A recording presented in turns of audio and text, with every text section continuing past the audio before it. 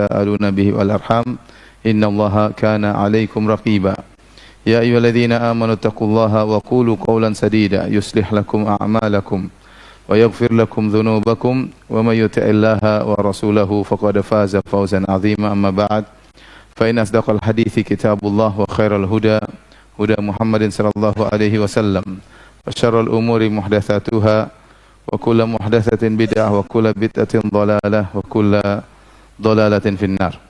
Hadirin hadirat yang dirahmati oleh Allah Subhanahu wa taala, ikhwan dan akhwat yang dimuliakan oleh Allah Subhanahu wa taala. Alhamdulillah pada kesempatan pagi hari ini kita dipertemukan oleh Allah Subhanahu wa taala untuk saling mengingatkan tentang akhirat.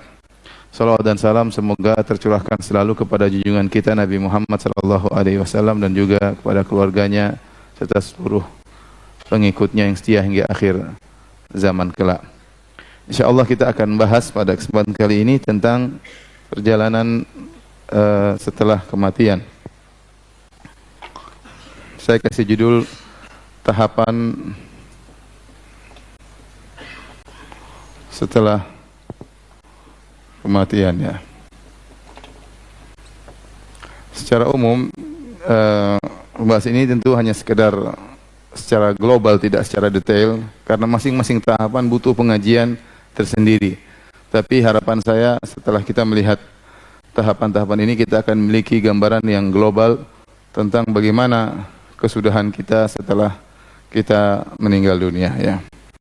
Dan tahapan-tahapan ini tidak ada dalil yang nas yang tegas untuk merangkai seluruh tahapan ini secara detail, tetapi sebagian tahapan ada dalilnya, sebagian tahapan ijtihad di kalangan para ulama, sehingga terkadang ada sedikit perbedaan di kalangan para ulama tentang tahapan-tahapan tersebut. Tapi mereka sepakat, semua itu ada tahapannya, hanya ada sebagian urutan tertib yang terkadang diperselisihkan oleh sebagian ulama karena tidak ada dalilnya yang tegas yang menunjukkan akan urutan tersebut. Secara umum, tahapan-tahapan tersebut yang pertama adalah kematian ya.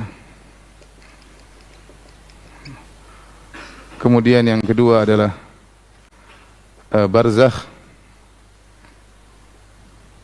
alam barzakh. Kemudian yang ketiga adalah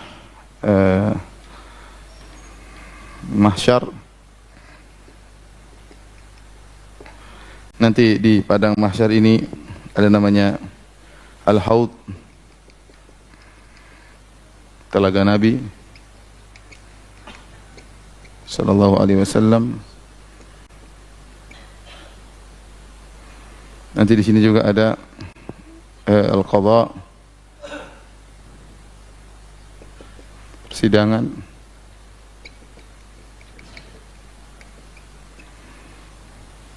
Setelah itu tahapan berikutnya adalah hisab. Setelah hisab kemudian mizan. Setelah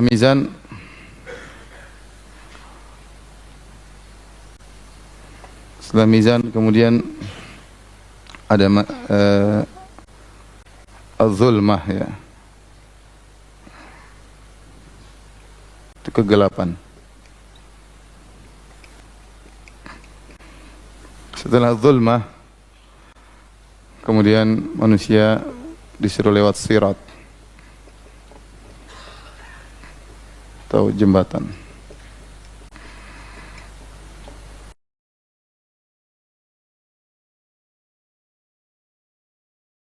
Bagi yang tidak lolos lewat sirat, maka akan terjerumus kepada neraka jahanam.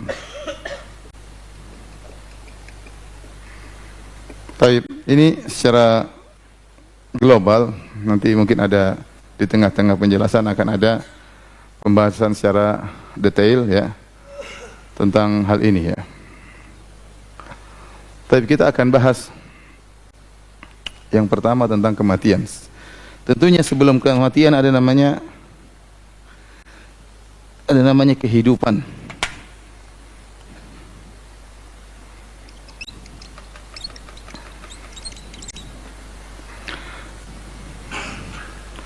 Ada namanya kehidupan.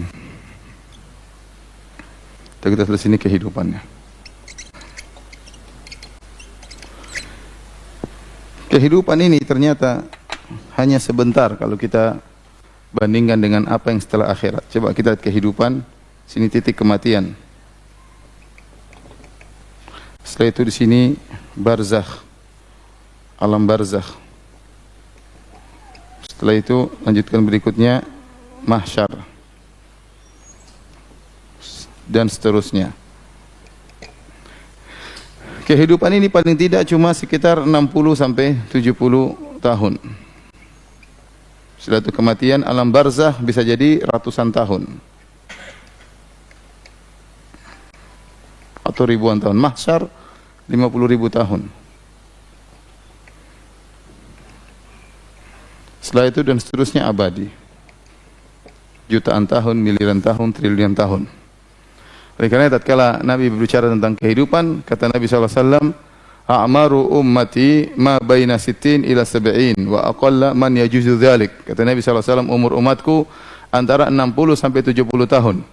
Dan hanya sedikit yang lewat dari 70 tahun. Rata-rata ya umat Muhammad SAW rata-rata meninggal antara 60 sampai 70 tahun. Ini menunjukkan umur kita kira-kira segitu ya. Sebagian kita ada yang sudah hampir 60, sebagian kita yang sudah lewat 60. Coba yang sudah lewat 60 angkat tangan coba. Yang sudah 60. Bentar lagi berarti. Yang sudah lewat 70, yang sudah lewat 70 angkat tangan. Sudah enggak ada coba. Yang lewat 70 angkat tangan. Udah enggak ada.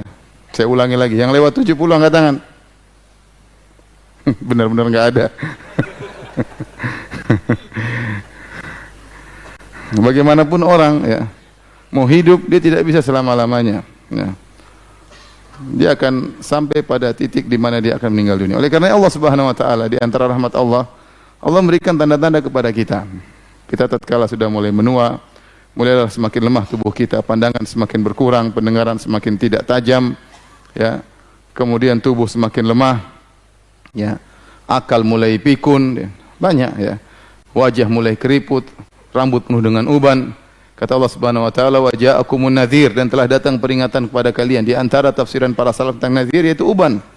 Kalau seorang sudah bercermin melihat uban banyak di kepalanya, ini pertanda bahwasanya dia semakin melemah dan dia akan sampai pada titik di mana dia akan meninggal dunia bertemu dengan Allah Subhanahu wa taala. Kata Allah Subhanahu wa taala, "Aina ma takunu yudrikumul maut." Dimanapun kalian berada, maka kematian akan mengejar kalian. Walau kuntum fi burujim musayyadah. Meskipun kalian berada di tembok yang kokoh, tidak ada yang bisa selamat daripada kematian. Jangankan kita, raja pun tidak selamat ya. Raja yang memiliki kekuasaan yang begitu luas, yang memiliki penjaga yang begitu banyak, bodyguardnya begitu banyak, kalau datang kematian tidak ada yang bisa menyelamatkannya ya. Mau raja, mau jenderal, mau orang kaya, mau orang miskin sama saja. Oleh karena tatkala malaikat maut datang menemui Nabi Daud alaihissalam, maka Nabi Daud bertanya, "Man anta, siapa engkau?" Kata malaikat maut, "Ana alladhi la ahabul muluk wa la yamtani'u minni syai'."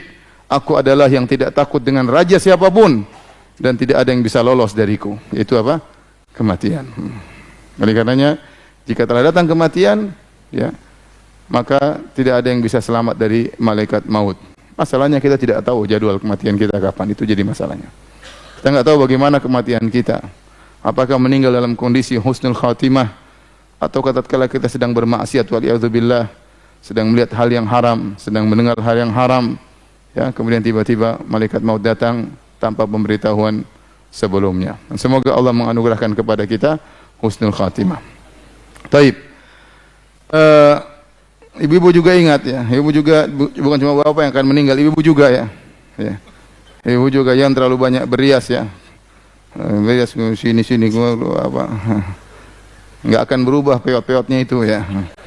Kasih spidol warna kuning merah hijau tetap aja ya. Tetap aja waktunya peot, sudah sampai pada derajat top, tua ompong peot, sebentar lagi akan dipanggil oleh Allah Subhanahu wa taala. Taib. Kemudian manusia akan melewati suatu fase yang namanya fase kematian. Fase kematian. Jadi antum perhatikan sini, telah saya sebut tadi, kehidupan cuma 60-70 tahun. Alam barzakh lama. Mahsyar 50.000 tahun. Apa hubungannya 60-70 dibandingkan dengan fase kehidupan selanjutnya? Kita sudah melewati sebelum kehidupan namanya fase janin. Janin 9 bulan. Ya, sebelum kehidupan namanya apa? Nama janin. Ini cuma 9 bulan. Ya. Setelah itu kita masuk dalam fase kehidupan 60 sampai 70 tahun. 60 sampai 70 tahun. Dibandingkan dengan barzakh ratusan tahun, mahsyar 50.000 tahun, dan selanjutnya triliunan tahun yang tidak ada batasannya, ya, abadi selama-lamanya. Maka ternyata 60-70 tahun ini cuma sangat sedikit. Sangat sedikit. Makanya Allah berfirman, ka'annahum yawma yarawnaha lam yalbathu illa 'ashiyatan aw duhaha. Tatkala mereka pada hari kiamat kelak melihat hari kiamat, mereka merasa mereka hidup ini cuma asyiyatan aw duhaha, cuma sebentar, cuma siang, pagi atau cuma sore, sebentar. Dibandingkan dengan apa yang akan datang, hidup mereka cuma sebentar. Dari sini antum harus hati-hati, ya. Waktu antum 60 sampai 70 tahun ini, ya, setelah dikurangi balik, antum balik 15 tahun, ya, taruhlah umur antum 60 tahun. Dikurangi balik 15 tahun, berarti tinggal berapa? Tinggal 45 tahun. Dikurangi tidur mungkin 20 tahun, ya. Ya, tidak, antum tidur 8 jam per hari, sebagian antum 10 jam, tergantung, ya. Ada yang 8 jam, ada yang 10 jam. Ya, taruhlah 20 tahun, berarti 60 kurang 15, 45, kurang 20, kurang 15, tinggal 30 tahun lah. Efektif antum untuk beraktivitas cuma 30 tahun. 30 tahun dikurangi ente nonton YouTube, baca WhatsApp, debat sana, debat sini, tuduh sana, tuduh sini, share berita enggak jelas. Tinggal berapa? Mungkin lebih banyak daripada baca Quran, daripada sholat, daripada ngaji. Taruhlah umur antum benar-benar untuk ibadah. Taruhlah cuma 30 kurang mungkin 10 tahun. Mungkin kurang, mungkin lebih. Taruhlah 15 tahun benar-benar untuk ibadah. 15 tahun untuk ibadah itu yang benar-benar efektif, benar-benar murni untuk ibadah. Itu sangat menentukan nasib antum pada kehidupan selanjutnya.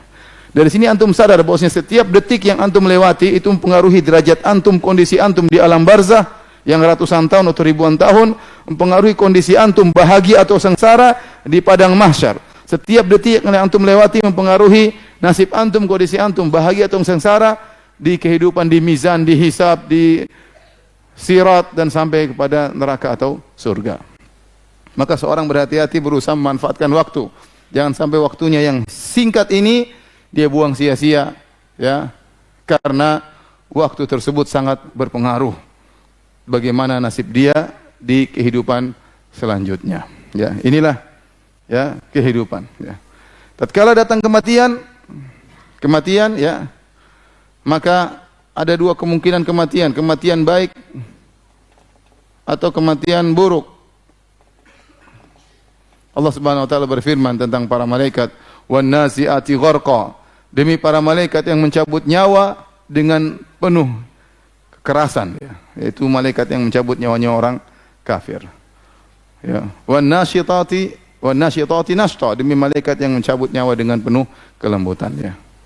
Ada dua malaikat, model malaikat mencabut, kadang mencabut dengan keras, kadang mencabut dengan penuh kelembutan, ya. Orang kafir mereka dicabut nyawa dengan keras, namun kita enggak lihat. Ini perkara yang gaib. Kata Allah Subhanahu wa taala, "Walau tara idh yatawaffal ladzina kafarul malaikatu yadribuna wujuhahum adbarahum wa dzuqu adzabal hariq." Kata Allah Subhanahu wa taala, seandainya engkau bisa melihat bagaimana malaikat mencabut nyawa orang kafir dengan begitu kerasnya, dipukul mereka di bagian depan maupun belakang, dipukul oleh nyawa mereka, dipukul oleh malaikat. Namun kata Allah, "Walau tara", seandainya kau lihat, namun tidak ada yang melihat. Ini perkara yang gaib. Bisa jadi yang dia dapati seorang kafir meninggal dalam kondisi tersenyum, tapi dia dalam kondisi sebenarnya nyawa dia sedang disiksa oleh para malaikat. Itu perkara yang gaib. Karena kalau proses pencabutan nyawa itu bisa dilihat, bukan gaib lagi, maka orang semua akan beriman.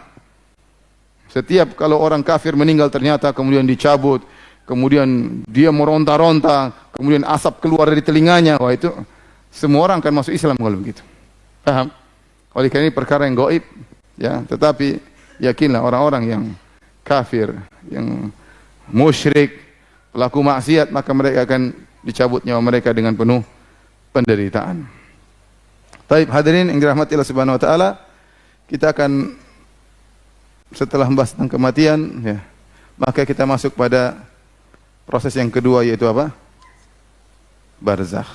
Boleh dihapus deh. Dihapus dulu.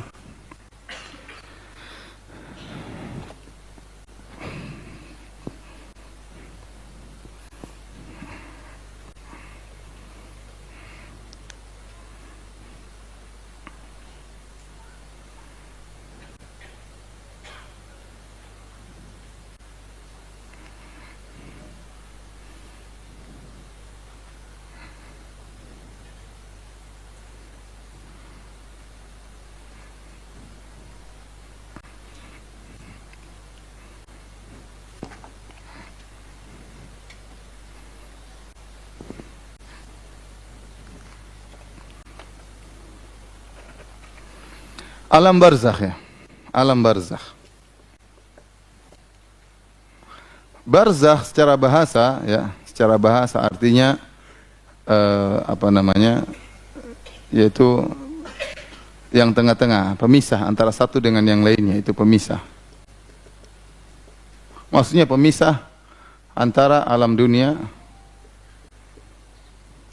perantara, bukan pemisah, perantara.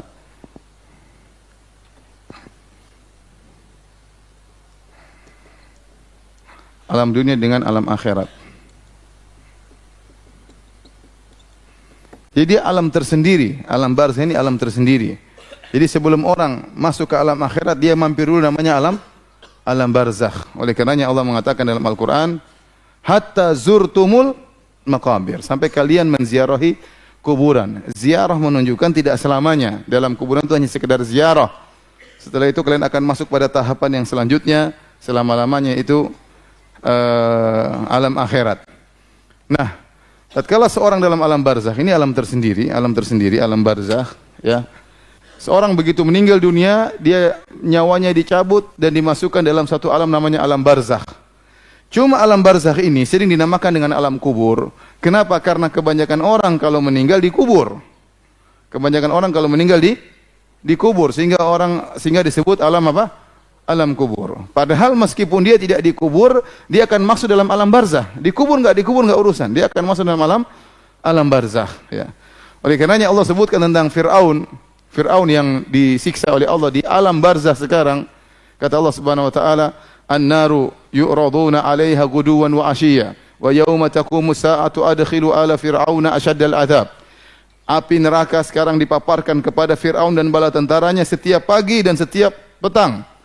Wa yauma taqumu sa'at, nanti pada hari kiamat kelak, kata Allah, adkhilu ala fir'auna asyaddal 'adzab. Masukkanlah Fir'aun dan bala tentaranya kepada azab yang lebih pedih. Kata para ulama, ini dalil tentang azab kubur.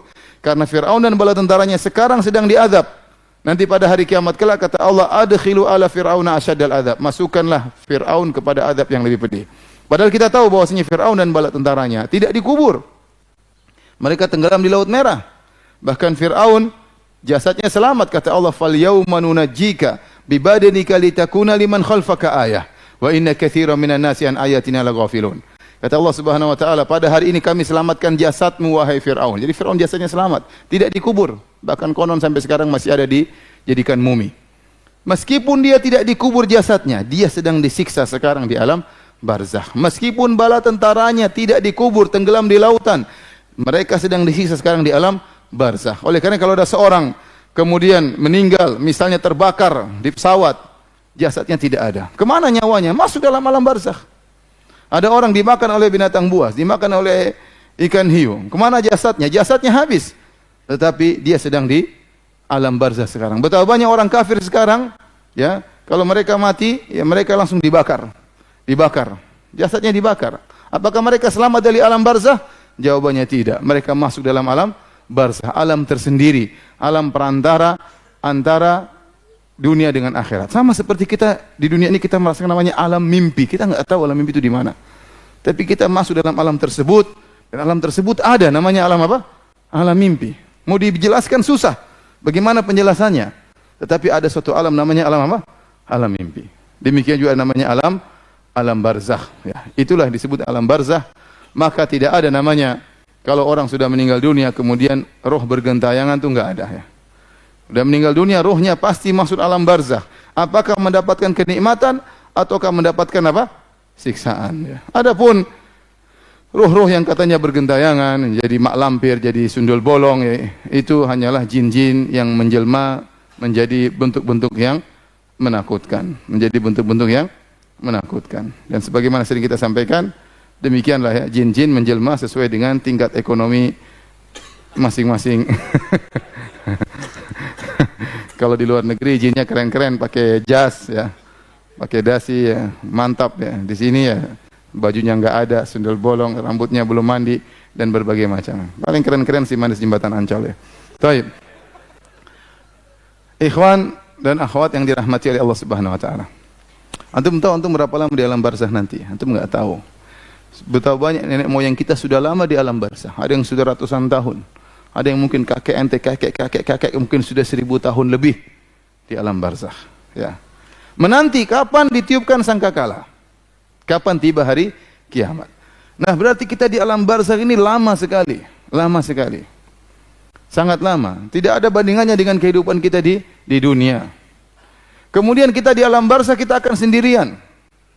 Oleh karenanya, dalam hadis kata Nabi SAW, yatba'ul mayyita thalath. Sungguhnya mayat akan diikuti oleh 3. Ahluhu wa maluhu wa amaluhu. Keluarganya akan mengantarnya ke pemakaman. Hartanya akan ikut, mungkin mobilnya, mungkin budaknya, pembantunya akan ikut dia ke pemakaman. Wa amaluhu, dan amal dia juga akan ikut ke pemakaman. Kata Nabi SAW, fayarji al-ithnan. Yang 2 akan pulang, wa yabqa wahid. Yang pulang, keluarganya akan pulang, hartanya akan pergi, tersisa dia bersama amalnya. Dan itu benar. Antum akan sendirian. Ya.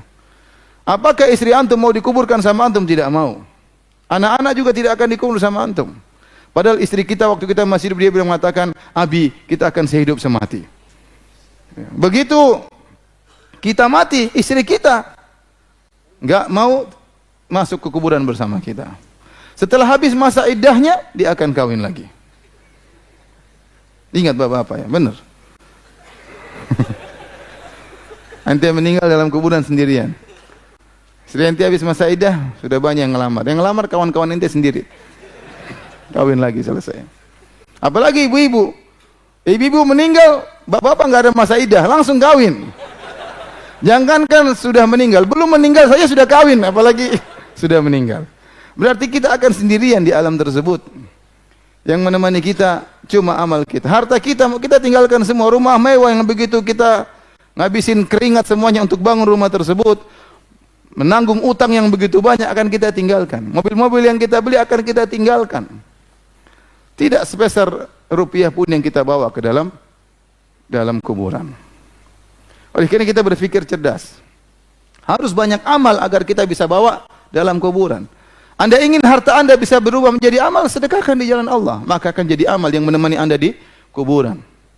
Bila Anda kumpulkan, tidak Anda sedekahkan di jalan Allah Subhanahu wa taala, akan Anda tinggalkan. Setelah itu Anda akan dalam alam barzakh sendirian. Oleh karena sebagian ulama mengatakan, biasakanlah diri Anda tatkala di dunia, biasakanlah kita untuk sering beribadah dalam berkhulwat bersama Allah Subhanahu wa taala, bersendirian. Karena kita akan lama bersendirian di alam barzakh ini. Kalau kita terbiasa berkhulwat dengan Allah Subhanahu wa taala, maka kita akan mudah menghadapi alam barzakh. Benar, kita tatkala di dunia ada kebahagiaan kita rasakan tatkala kita bertemu dengan keluarga, bertemu dengan istri, bertemu dengan anak-anak, kita merasa bahagia bertemu dengan kawan-kawan, kita merasa bahagia tatkala menghadiri pengajian, bertemu dengan sahabat-sahabat.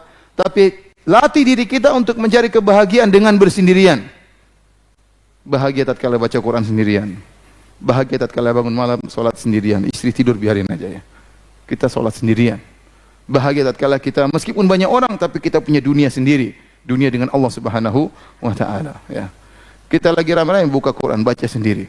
Biasakan demikian karena nanti kita di alam barzakh ratusan tahun kita bakalan sendirian. Siapa yang temani Anda? Enggak ada kecuali amal soleh Anda. Ini alam barzakh. Alam barzakh, jika seorang masuk alam barzakh, maka dia akan mengalami ada 2 perkara disebutkan dalam alam barzakh yang disebut dengan fitnah kubur, ya. Ada namanya fitnah kubur. Ada namanya azab atau nikmat kubur. Adapun fitnah kubur itulah pertanyaan malaikat mungkar dan nakir.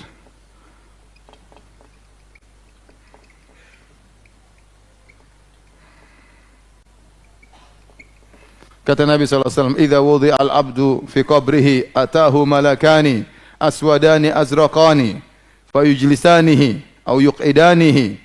Kata Nabi SAW, jika seorang diletakkan dalam kuburannya, maka datanglah dua malaikat yang berwarna hitam dan berwarna biru.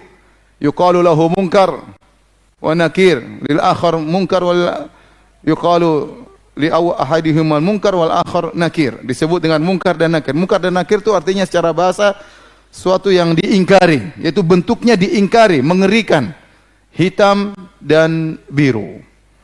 Kemudian bertanya kepada sang hamba. 3 pertanyaan. Man rabbuk? Wa man nabiyuk? Wa madinuk? Itu aja. Ya. Siapa Tuhanmu? Apa agamamu? Siapa nabimu? Kalau kita ditanya sekarang, kita bisa jawab. Jangankan kita, orang kafir pun bisa jawab. Ditanya orang bahlul-bahlul kafir-kafir itu. Siapa Tuhannya orang Islam? Mereka bilang siapa? Allah, mereka tahu. Siapa nabinya orang Islam? Mereka bilang apa? Muhammad. Siapa agamanya orang Islam? Ya orang agama Islam. Semua orang bisa jawab. Tetapi tatkala datang malaikat, jawab dengan keimanan. Tidak semua orang bisa menjawab. Orang-orang munafik datang dalam hadis, orang-orang munafik yang mereka kenal betul siapa Rasulullah SAW. Waktu ditanya oleh malaikat mungkar dan nakir, mereka tidak bisa jawab. Kata mereka, ha sami'tu an-nas yaqulun ha faqultuhu. Aku mendengar orang-orang mengatakan sesuatu, aku pun ikut-ikut. Siapa? Dia enggak bisa jawab. Padahal dia tahu siapa Nabi semasa hidup. Tapi saking mengerikannya, saking takutnya, file-filenya lupa semuanya. Dia enggak bisa jawab. Itulah mengerikan. Ini suatu yang menyakitkan kata sebagian ulama. Kenapa? Dia sebenarnya tahu jawabannya, tapi dia lagi lupa. Sehingga waktu dia mau jawab, dia berusaha ingat, enggak bisa-bisa. Padahal malaikat mungkar nakir ingin apa? Pentung kepalanya. Mau jawab enggak bisa, mau jawab enggak bisa. Itu penderitaan yang luar biasa. Padahal dia tahu, dia berusaha ingat. Enggak bisa. Oleh karenanya, menjawab pertanyaan malaikat mungkar dan nakir ini butuh keimanan. Butuh keimanan. Maka Allah berfirman, "Yutsabbitullahu alladhina amanu bil qawli tsabiti fil hayatid dunya wa fil akhirah." Allah mengkokohkan perkataan orang-orang yang beriman di dunia dan di akhirat. Di antaranya orang-orang beriman dikokohkan jawabannya tatkala di alam barzakh. Waktu ditanya oleh malaikat mungkar dan nakir, maka dia bisa jawab pertanyaan tersebut. Kalau dia bisa jawab, maka dia akan merasakan nikmat kubur.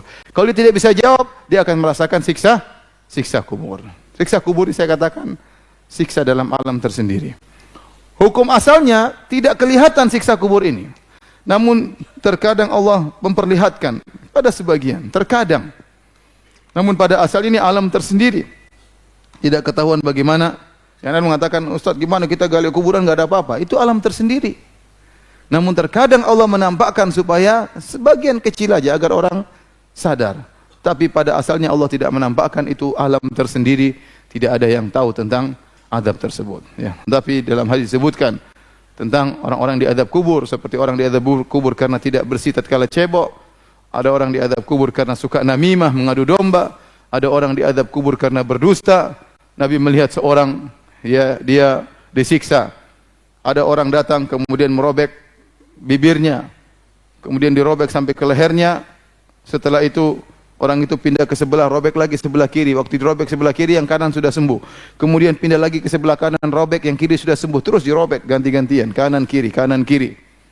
Maka Nabi bertanya, "Man hadza? Siapa ini?" Maka dikatakan kepada Nabi SAW, "Amar ra'aital ladzi yushaqqu shidquhu fakadzdzabun yakdzibu bil kadzbah fahtuhmalu anhu hatta tablughul afaq." Adapun orang yang kau lihat bibirnya dirobek, mulutnya dirobek, adalah seorang pendusta. Dia berdusta dengan satu dusta, maka dusta tersebut diambil darinya dan disebarkan di penjuru dunia.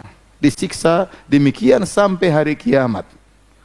Bayangkan sekarang ini orang dusta macam-macam, bikin berita hoax, kemudian tinggal enter, beritanya tersebar ke seluruh penjuru alam semesta. Bukan satu dusta, dia dusta, berdusta-dusta dia lakukan. Waliyadzubillah. Oleh karena seorang berhati-hati, ya, alam barzakh, jangan sampai dia binasa di alam barzakh tersebut. Maka seorang persiapkan dirinya untuk bisa bertemu dengan alam barzakh dengan bisa menjawab pertanyaan malaikat Munkar dan Nakir.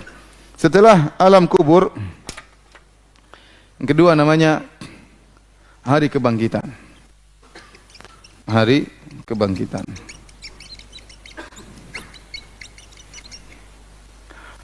Nah, ada khilaf di kalangan para ulama, apakah hari kebangkitan dimulai dengan 3 tiupan sangkakala atau 2 tiupan sangkakala? Ada khilaf ya.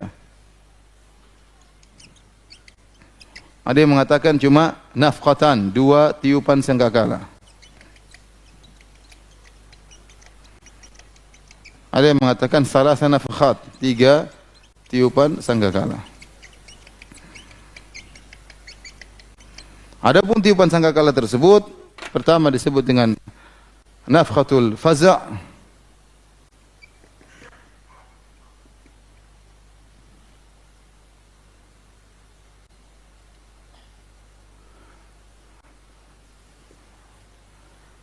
kemudian nafkhatu sa'aq,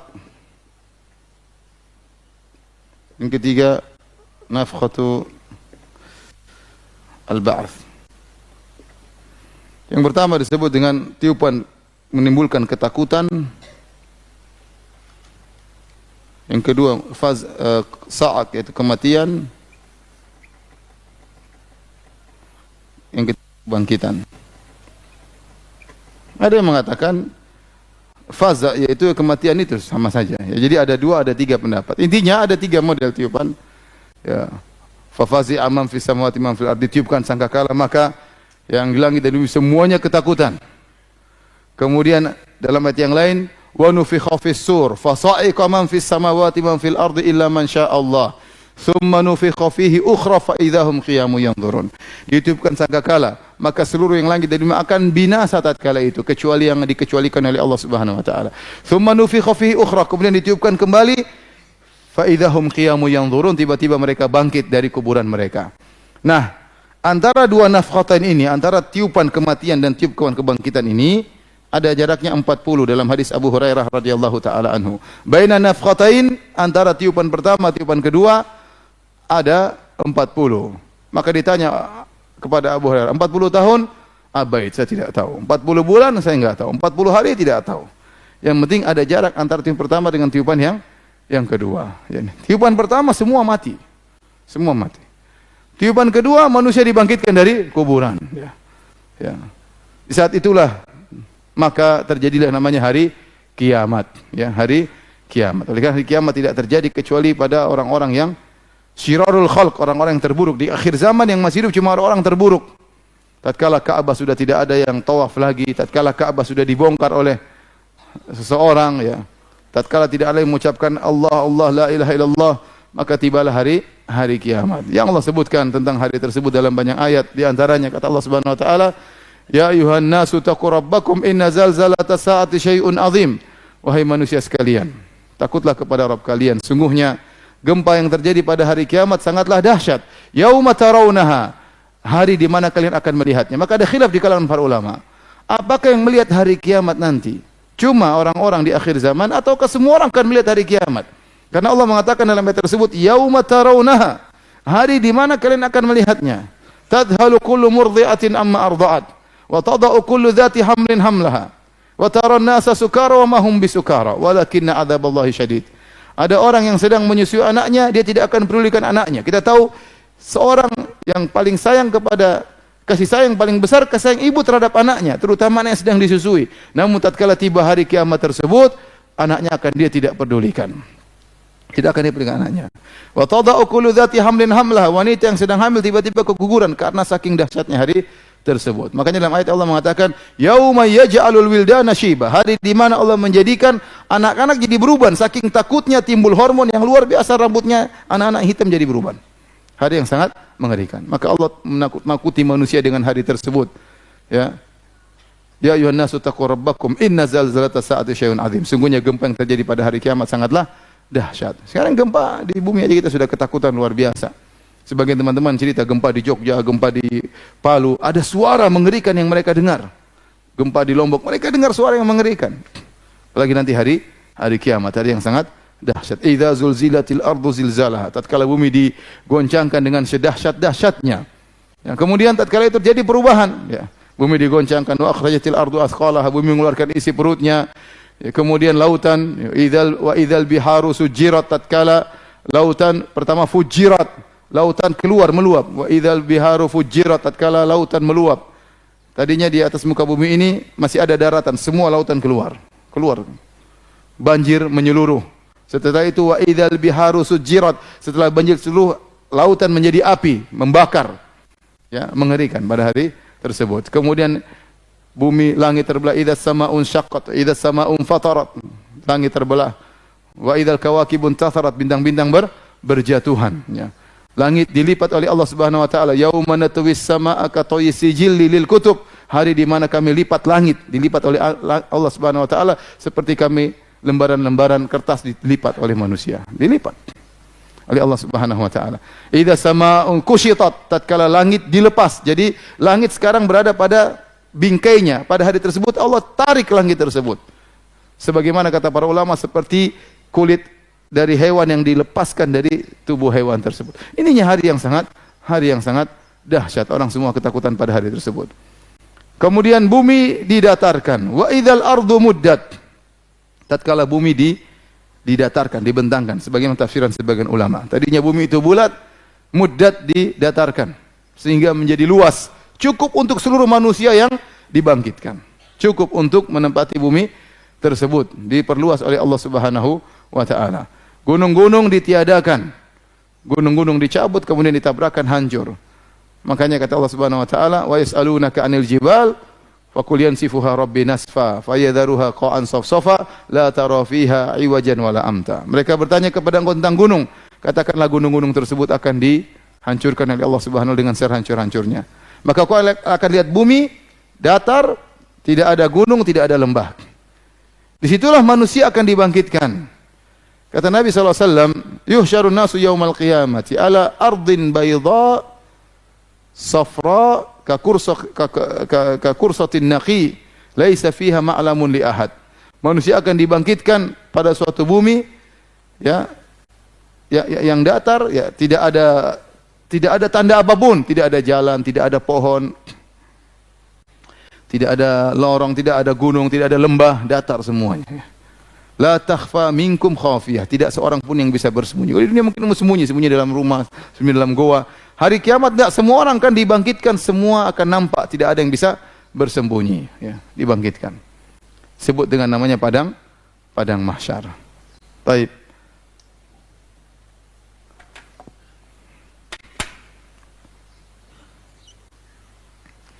Padang mahsyar.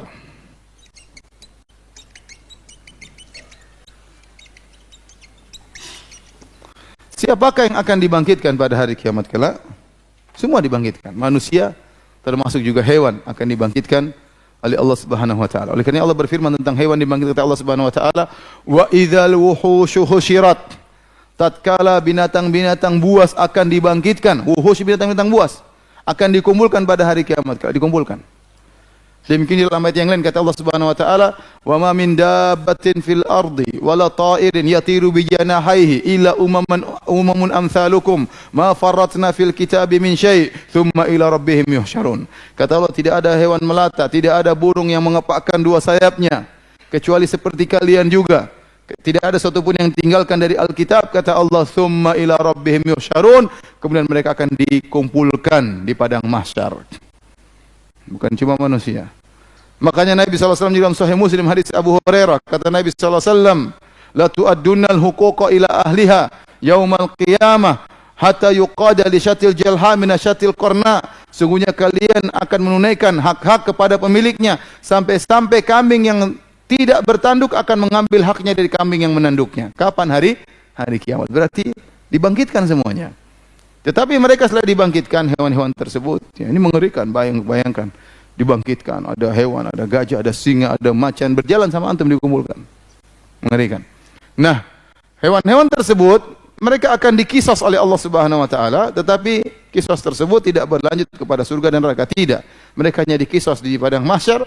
Setelah itu kuni turaba, jadilah kalian sebagai tanah. Setelah dikisos, ya, maka kemudian dirubah menjadi tanah. Saat itulah kemudian orang kafir melihat hewan menjadi tanah, kata mereka, ya laitani kuntu turaba. Seandainya saya menjadi tanah, selesai urusan. Cuma dikisah seperti hewan, kemudian selesai urusan. Tapi ternyata tidak. Kehidupan sana bagi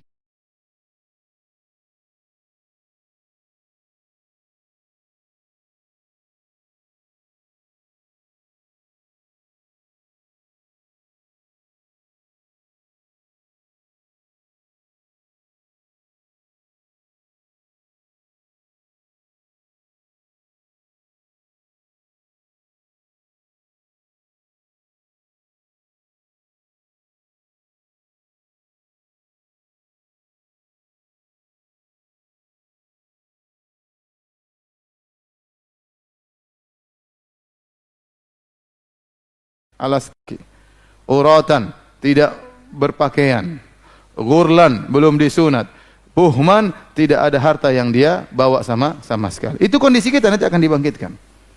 Ya akhi, ente dibangkitkan tidak ada yang ente bawa sama sekali. Jangan ente punya harta, sendal aja ente enggak punya tatkala dibangkitkan. Jangankan sendal, baju saja enggak punya. Ya. Maka tatkala manusia dibangkitkan semuanya kondisi demikian. Ya.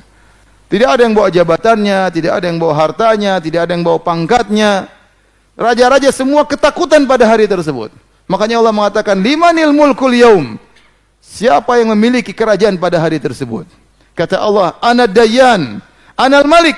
Aku adalah sang raja. Aina mulukul ard? Mana raja-raja dunia? Semuanya tiarap, enggak ada yang takut, enggak ada yang berani. Semua takut. Semua jabatan ditanggal, siapapun orangnya. Tidak ada pakai baju tatkala dibangkitkan. Oleh karenanya ikhwan, antum ini hidup dunia, ya, ngumpulin harta banyak-banyak, kalau ente tidak dijalankan karena Allah Subhanahu Wa Taala, sungguh perkara yang sangat merugi. Ya. Ente meninggal tidak bawa apa-apa, bangkit juga tidak bawa apa-apa. Oleh karenanya, tatkala dibangkitkan manusia dalam kondisi demikian, tidak pakai apa-apa, maka Aisyah bertanya, ya Rasulullah, ar-rijal wan nisa, ya Rasul, laki-laki perempuan. Alaysa yanzuru ba'dhum ila awrati ba'd? Bukankah sebagian akan melihat aurat yang lain? Kata Nabi SAW, al-amru asyaddu min an yanzura ba'dhum ila awrati ba'd. Perkaranya sangat dahsyat sampai-sampai seorang tidak sempat melihat aurat yang lain. Seperti terjadi waktu kasus terowongan Mina. Orang-orang lari, sebagian pakaian mereka terbuka dan orang tidak pikirkan masalah itu. Bagaimana pikir yang penting bisa selamat. Saking mengerikan pada hari tersebut. Setelah dibangkitkan dalam kondisi demikian, ya. Kemudian baru Allah kasih baju. Yang pertama kasih baju adalah Ibrahim. Kata Nabi SAW, awwalu man yuksa minal khalaik Ibrahim. Yang pertama kali dikasih baju di antara manusia adalah Nabi Ibrahim alaihissalam. Zahirnya Nabi Ibrahim sebelum nabi-nabi yang lain. Sebenarnya mengatakan kenapa? Karena Nabi Ibrahim waktu dibakar oleh Raja Namrud dan pengikutnya, dibuka bajunya untuk dibakar. Dia pernah ditanggalkan bajunya karena membela tauhid, maka pada hari tersebut Allah pakaikan dia yang pertama kali baju, yaitu Ibrahim alaihissalam. Adapun orang-orang kafir maka dibangkitkan dalam kondisi terbalik, omyan wa summan wa bukman, dalam kondisi bisu, dalam kondisi tuli, dalam kondisi tidak bisa melihat. Kemudian di atas kepalanya, jalan di atas kepalanya. Afama yamshi mukibban ala wajhihi? Apakah orang berjalan terbalik di atas wajahnya, jalan dengan kepala? Maka sahabat bertanya kepada Nabi, ya Rasulullah, bagaimana dia bisa berjalan di atas kepala? Kata Nabi SAW, alaysa alladhi amshahu fid dunya ala rijlaihi qadiran ala an yumshiyahu ala wajhihi? Bukankah Allah tatkala di dunia yang mampu buat dia berjalan di atas kedua kakinya, di akhirat mampu buat dia berjalan di atas wajahnya? Tentu mampu. Maka mereka dihina, mereka berjalan di atas kepala mereka, terbalik kakinya. Kenapa? Karena selama ini telah datang ayat-ayat Allah, mereka tidak mau dengar. Mereka mendahulukan kehidupan dunia, mereka mendahulukan hawa nafsu mereka. Mereka hidup berfoya-foya, maka tatkala hari kiamat dibangkitkan dalam kondisi berjalan terbalik kepalanya. Adapun orang beriman terbagi menjadi dua. Ada orang-orang yang taat, ada tukang bermaksiat. Ya. Ya.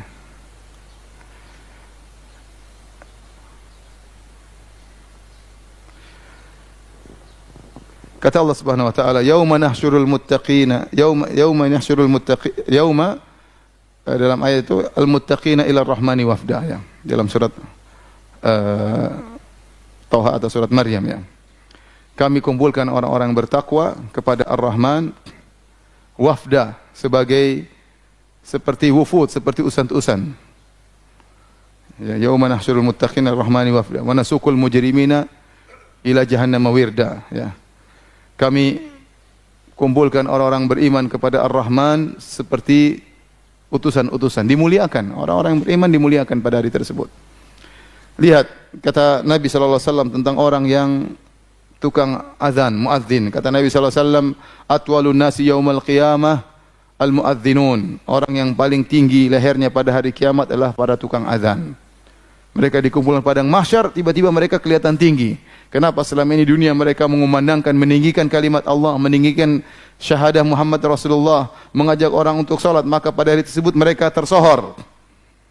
Orang-orang yang mati syahid, maka akan keluar dari luka-luka mereka bau yang sangat harum, dibangkitkan dalam kondisi badan mereka masih terluka. Kata Nabi sallallahu alaihi wasallam, al-launu launud dam war-rihu rihul misik. Warna-warna darah tetapi harumnya harum seperti minyak kasturi. Jadi tersohor tatkala itu. Orang-orang yang berpuasa, maka keluar dari mulut mereka bau yang sangat harum.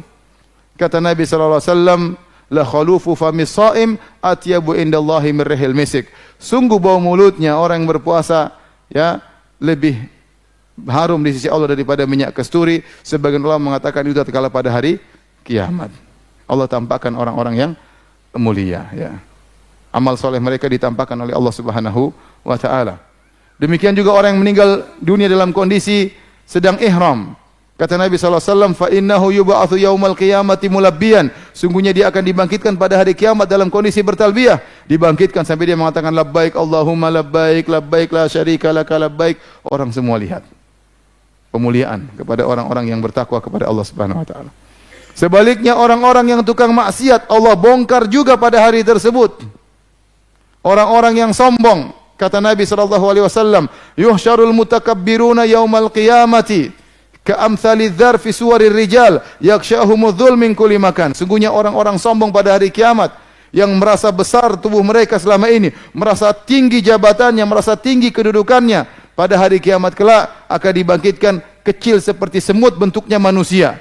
Takut diinjak oleh orang-orang di sekitarnya, diliputi dengan kehinaan dari segala sisi, terhina dari segala sisi meliputi dirinya. Kenapa? Di dunia dia merasa tinggi, merasa hebat, hebat dengan hartanya, sombong dengan jabatannya, sombong dengan ilmunya, sombong dengan kekuatannya. Pada hari kiamat kelak dibangkitkan dalam kondisi sangat kecil dan hina. Orang sombong demikian ya. Dia merasa badannya apa? Besar. Pada hari kiamat al-jaza' misal amal, dihinakan oleh Allah Subhanahu wa taala. Kemudian di antara yang dihinakan oleh Allah Subhanahu wa taala, orang suka minta-minta, enggak punya malu, minta terus minta padahal dia sudah punya. Bukan dalam kondisi terdesak, bukan dalam kondisi darurat, tapi dia selalu minta-minta, enggak punya malu, minta-minta. Kata Nabi sallallahu alaihi wasallam, la tazalul mas'alatu bi ahadikum hatta yalqallaha yaumal qiyamah wa laisa ala wajhi muz'atu lahmin. Senantiasa seorang tukang minta sampai dia bertemu dengan Allah pada hari kiamat, di mukanya tidak ada daging sama sekali. Ini juga bentuk penghinaan pada orang yang dibangkitkan pada hari kiamat yang bermaksiat kepada Allah Subhanahu wa taala. Orang yang suka menipu, likulli ghadirin liwa. Setiap orang penipu ada bendera di situ tertulis, dia ini penipu ini ketahuan. Oh ini dulu ya, ketahuan. Diperlihatkan, diungkap. Kata Allah, yauma tublas sarair, hari di mana semua rahasia dibongkar. Orang semua lihat. Dipermalukan oleh Allah Subhanahu wa taala. Termasuk orang yang istrinya dua tidak adil. Hati-hati Bapak-bapak ya. Kata Nabi sallallahu alaihi wasallam, "Man kanat lahum ra'atani famala ila ihdahuma, jaa yaumal qiyamati wa shikkuhu ma'il." Barang siapa yang punya istri dua kemudian dia condong kepada salah satunya, maka datang pada hari kiamat badannya miring. Hati-hati ikhwan. Hati-hati. Saya ketemu beberapa orang poligami tidak bisa adil. Dia belum punya kemampuan untuk apa? Untuk adil, sudah nekat poligami. Nanti pada hari kiamat badannya miring. Ya akhi, ente kenapa ya akhi? Miring badannya. Ternyata dia tidak adil terhadap apa?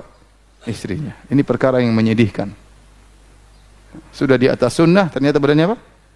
Miring. Tapi kalau ente adil, tenang aja, tegap, santai aja. Ini dipermalukan juga oleh Allah pada hari kiamat. Maka semua akan dibongkar oleh Allah pada hari kiamat tersebut. Di namanya padang mahsyar. Nah, di padang mahsyar ini sebutkan oleh sebagian ulama ada namanya al-haud. Al-haud, telaga Nabi sallallahu alaihi wasallam. Ada khilaf di mana telaga Nabi, namun sebagian mengatakan telaga tersebut di padang mahsyar. Kenapa?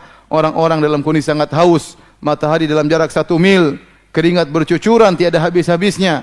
Maka Nabi mengatakan, "Ana faratukum alal haud." Aku menunggu kalian di telaga. Aku pertama datang dan aku menunggu kalian untuk datang minum dari telaga Nabi. Likulli nabiyyin haudun. Kata Nabi, setiap nabi ada telaganya. Masing-masing nabi punya telaga di padang mahsyar. Dan Nabi SAW menjaga telaganya. Kalau ada dari selain umatnya yang ingin minum dari telaga Nabi, Nabi usir. Dan Nabi mengetahui umatnya dengan gurran muhajjalina min atharil wudu.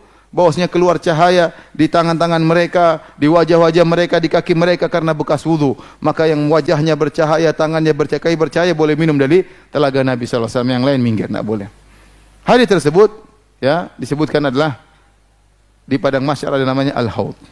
Kemudian kondisi manusia tatkala itu sangat mengenaskan. Kenapa? Karena matahari dalam jarak 1 mil. Tuduna syams, matahari diturunkan dalam jarak 1 mil. Maka orang seluruhnya kepanasan. Matahari sangat dekat, keringat bercucuran, namun mereka tidak mati-mati.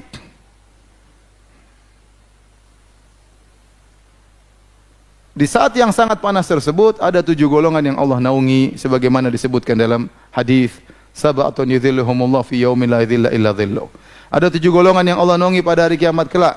Yang pertama adalah imamun adil, imam yang adil. Ini imam yang adil luar biasa, disebutkan pertama kali di antara 7 golongan yang dinaungi oleh Allah Subhanahu wa taala. Kenapa? Karena imam yang adil, pemimpin yang adil, pahalanya sangat luar biasa. Bahkan kata Syekhul Islam Ibnu Taimiyah rahimahullah taala, imam yang adil adalah afdalul mujahidin. Orang mujahid yang terbaik adalah imam yang adil. Kenapa? Kalau dia berjuang memperjuangkan keadilan, yang bahagia jutaan manusia.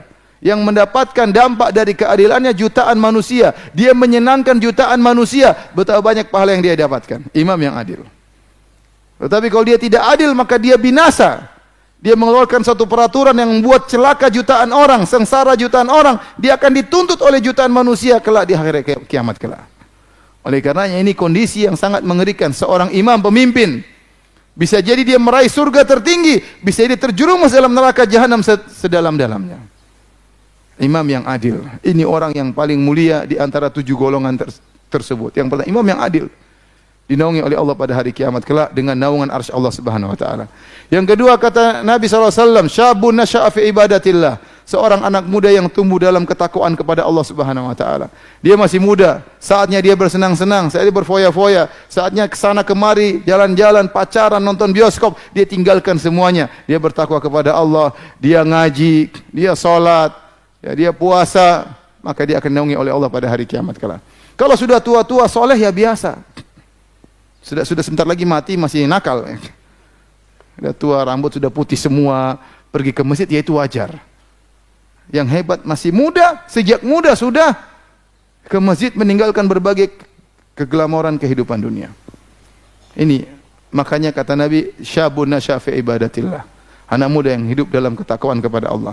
Yang ketiga, rajulani tahaba fillah, ijtama alaihi wa tafarraqa alaihi. 2 orang yang saling mencintai karena Allah. Mereka bertemu karena Allah, mereka berpisah karena Allah. Mereka bersahabat bukan perkara dunia, bukan karena dinar, bukan karena dolar, bukan karena rupiah mereka bersahabat. Karena iman kepada Allah Subhanahu wa taala. Mereka bersahabat bukan karena sama-sama hobi main bola, bukan karena sama-sama hobi main golf, bukan karena sama-sama orang Sunda, bukan sama-sama orang Papua, tidak, bukan karena dunia mereka bersahabat. Tapi mereka bersahabat karena engkau beriman, saya beriman, kita bersahabat. Ini akan dinaungi oleh Allah Subhanahu wa taala pada hari kiamat kelak. Bahkan Allah mencari mereka pada hari kiamat. Kata Allah, "Ainal mutahabbuna bi jalali?" Mana orang-orang saling mencintai karena aku? Al-yawma udhilluhum fi yawmin la dhilla illa dhilli. Hari ini aku akan naungi mereka, di hari tidak ada naungan kecuali naunganku, kata Allah Subhanahu wa taala. Yang keempat, rajulun qalbuhu mu'allaqun bil masajid. Seorang yang hatinya selalu rindu untuk ke masjid. Ini orang kerja di luar, cari nafkah, jualan, transaksi, berfikir, tetapi dia rindu kapan dikumandangkan azan. Ini ciri yang luar biasa. Kebanyakan kita sholat di masjid, tapi melangkah kaki menuju masjid dalam kondisi berat. Bangun tidur menuju masjid dalam kondisi berat. Masih berpikir, coba kalau hujan kita enggak ke masjid. Seandainya turun hujan kita bahagia, sholat di rumah. Ini orang enggak, dia semangat pergi ke masjid, rindu ingin ke masjid, betah di masjid. Dia bukan di masjid terus, dia kerja. Tapi hatinya di masjid. Yang dia pikir bagaimana masjid, kapan dikumandangkan azan. Berjalan menuju masjid dengan penuh semangat. Rajulun qalbuhu mu'allaqun bil masajid. Orang yang hatinya rindu ingin ke masjid.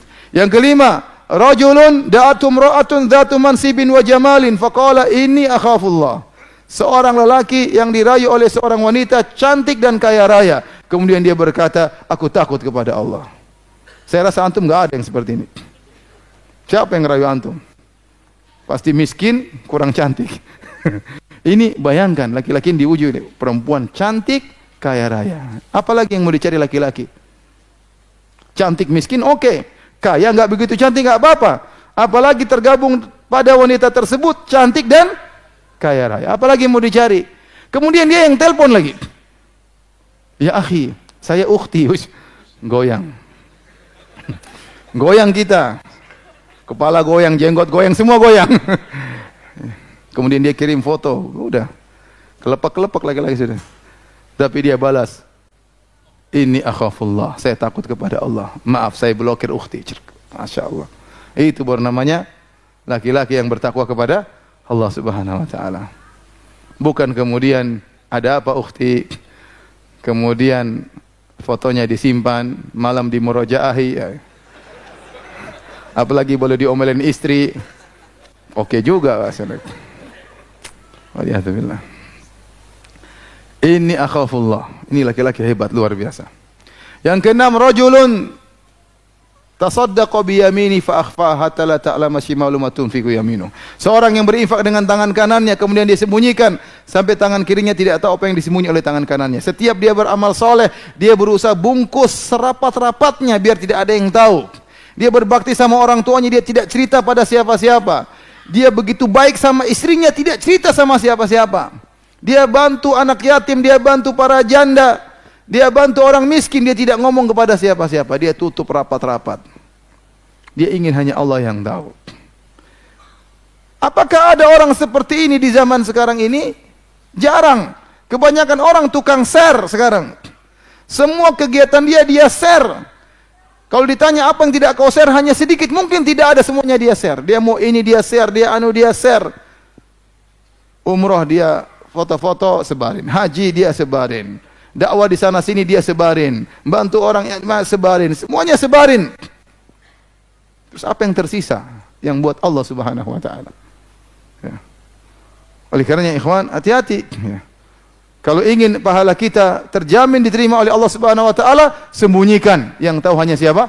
Allah Subhanahu wa taala. Ya. Latih diri kita untuk sembunyikan. Mau bicara diam, enggak usah cerita. Enggak usah cerita. Setan menggelitik kita untuk cerita, enggak usah cerita, diam. Hanya Allah yang tahu. Yang keenam, rajulun dzakarallah, yang ketujuh, rajulun dzakarallah khalian fafadat ainah. Seorang yang dia bersendirian, dia ingat Allah, maka dia pun menangis karena takut kepada Allah, karena ingat kemaksiatannya, karena ingat keagungan Allah Subhanahu wa taala, maka dia menangis sendirian. Bukan menangis di depan banyak orang, dia sendirian dia menangis. Berarti benar-benar menangisnya ikhlas karena Allah Subhanahu wa taala. Karena ada orang yang menangis bukan karena Allah Subhanahu wa taala. Ada orang yang menangis karena dibuat-buat. Karena ada orang menangis sewa orang bikin nangis supaya suasana membuat nangis. Dia sewa orang, kamu nangis sebelah sana ya. Kamu nangis sebelah sana ya. Di pengajian kamu nangis sebelah sana ya. Kemudian senang akhirnya terbuatlah suasana tangisan. Ini bukan nangis karena Allah, ini nangis riya. Ini nangis karena Allah sendirian, dia pun apa? Menangis. Baik, silakan dihapus, saya mau duduk sebentar.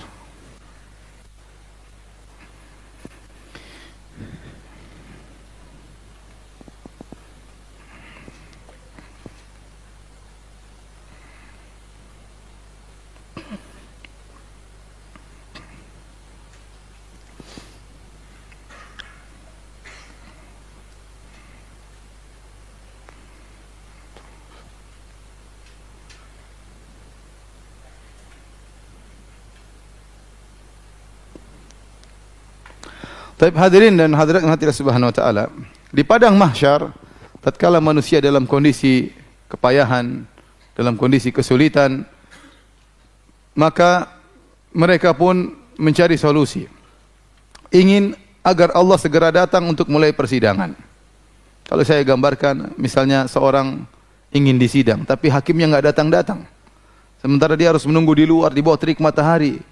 Pintu nggak dibuka-buka. Nunggu terus. Kepanasan. Ya, demikian manusia pada saat itu, mereka ingin segera disidang oleh Allah Subhanahu wa ta'ala. Namun Allah tidak datang-datang. Akhirnya mereka pergi kepada anbiya, kepada para nabi. Pertama kali mereka datang kepada Nabi Adam alaihissalam. Mereka mengatakan, ya Adam, anta abul bashar, khalaqakallahu biyadayh, wa asjada laka malaikatah. Ama tara ma nahnu fih, ala tashfa' lana inda rabbik. Kata mereka, wahai Adam, engkau adalah nenek moyang kami, manusia yang pertama. Allah ciptakan engkau dengan kedua tanganmu. Kedua tangannya. Jadi mereka memuji Nabi Adam. Allah ciptakan engkau dengan kedua tangannya. Allah menyuruh malaikat sujud kepada engkau. Tidakkah kau lihat bagaimana kondisi kami? Tidakkah kau beri syafaat kepada kami agar Allah segera datang mulai persidangan? Kata Adam alaihissalam, nafsi nafsi. Saya juga butuh dengan syafaat. Saya juga tidak tahu diri saya bagaimana. Allah telah melarang saya mendekati sebuah pohon dan saya langgar. Nafsi nafsi. Saya juga butuh dengan syafaat. Idhabu ila ghairi. Pergilah kepada nabi yang lain. Idhabu ila Nuh, pergilah kepada Nabi Nuh. Nabi Adam berkata, inna rabbi qad ghadiba al-yawma ghadaban lam yaghdab mithlahu qablahu wala ba'dahu. Sungguhnya Rabbku sedang murka pada hari ini, tidak pernah Allah murka sebelumnya seperti ini dan tidak murka sudahnya seperti ini. Dan sungguhnya Allah telah melarang aku mendekati suatu pohon dan aku melanggar. Aku juga butuh syafaat, pergilah kepada nabi yang lain. Maka mereka pun pergi menuju Nabi Nuh. Manusia minta kepada Nabi Nuh untuk beri syafaat. Nabi Nuh juga tidak bisa kasih syafaat. Kata Nabi Nuh, idhabu ila ghairi, pergilah kepada nabi yang lain. Pergilah mereka kepada Nabi Ibrahim. Nabi Ibrahim minta uzur, saya pernah berdusta 3 kali, kata Nabi Ibrahim. Padahal dia adalah Khalilur Rahman, kekasih Allah. Ya Ibrahim, anta Khalilur Rahman, kekasih Allah. Kata Nabi Ibrahim, pergilah kepada yang lain. Pergilah mereka kepada Nabi Musa alaihissalam. Nabi Musa dipuji, kalimullah, engkau yang berbicara kepada Allah langsung, dan seterusnya pujian-pujian.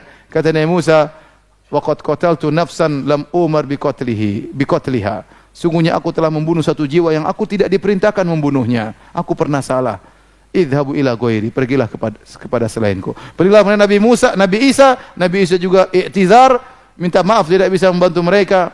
Akhirnya mereka pergi kepada Nabi Muhammad sallallahu alaihi wasallam. Itulah kemudian Nabi Muhammad mengatakan, ana laha, aku yang akan beri syafaat bagi kalian. Maka Nabi Muhammad sallallahu alaihi wasallam kemudian sujud dengan sujud yang sangat lama agar Allah memberikan syafaat kepada manusia agar dimulai persidangan. Nabi sujud lama, Nabi puji Allah dengan pujian-pujian yang begitu indah. Yang kata Nabi sallallahu alaihi wasallam, bimahamid, ya, dengan pujian-pujian, la uhsinaha al-an. Sekarang aku belum bisa mengetahui pujian-pujian tersebut. Tetapi nanti pada saat aku sujud, Allah ajarkan kepada Nabi dengan pujian-pujian yang Nabi memuji Allah dengan pujian-pujian tersebut. Sekarang ini Nabi tidak tahu pujian-pujian tersebut bagaimana caranya. Setelah itu kata Allah Subhanahu wa taala, ya Muhammad irfa' ra'sak, wahai Muhammad, angkatlah kepalamu, wasal tu'tah, dan mintalah kau akan diberikan, wasfa' tusyaffa, dan berilah syafaat dan kau akan diberi syafaat. Itulah maqamah mahmuda, ya, maqam yang mulia pada hari tersebut. Yang kata Allah Subhanahu wa taala, wa minal laili fatahajjad bihi nafilatan lak asa ayyab'atsaka rabbuka maqaman mahmuda. Dan di antara sebagian malam bangunlah engkau untuk salat tahajud sebagai tambahan ibadah bagimu. Semoga Allah akan membangkitkan engkau wahai Muhammad pada kondisi yang sangat mulia, yaitu tatkala di padang mahsyar. Di sinilah nampak kemuliaan Nabi sallallahu alaihi wasallam. Kenapa? Karena seluruh nabi menolak, tidak bisa beri syafaat. Semuanya enggak pede, semua mengingat kesalahan mereka, semua mengingat dosa-dosa mereka.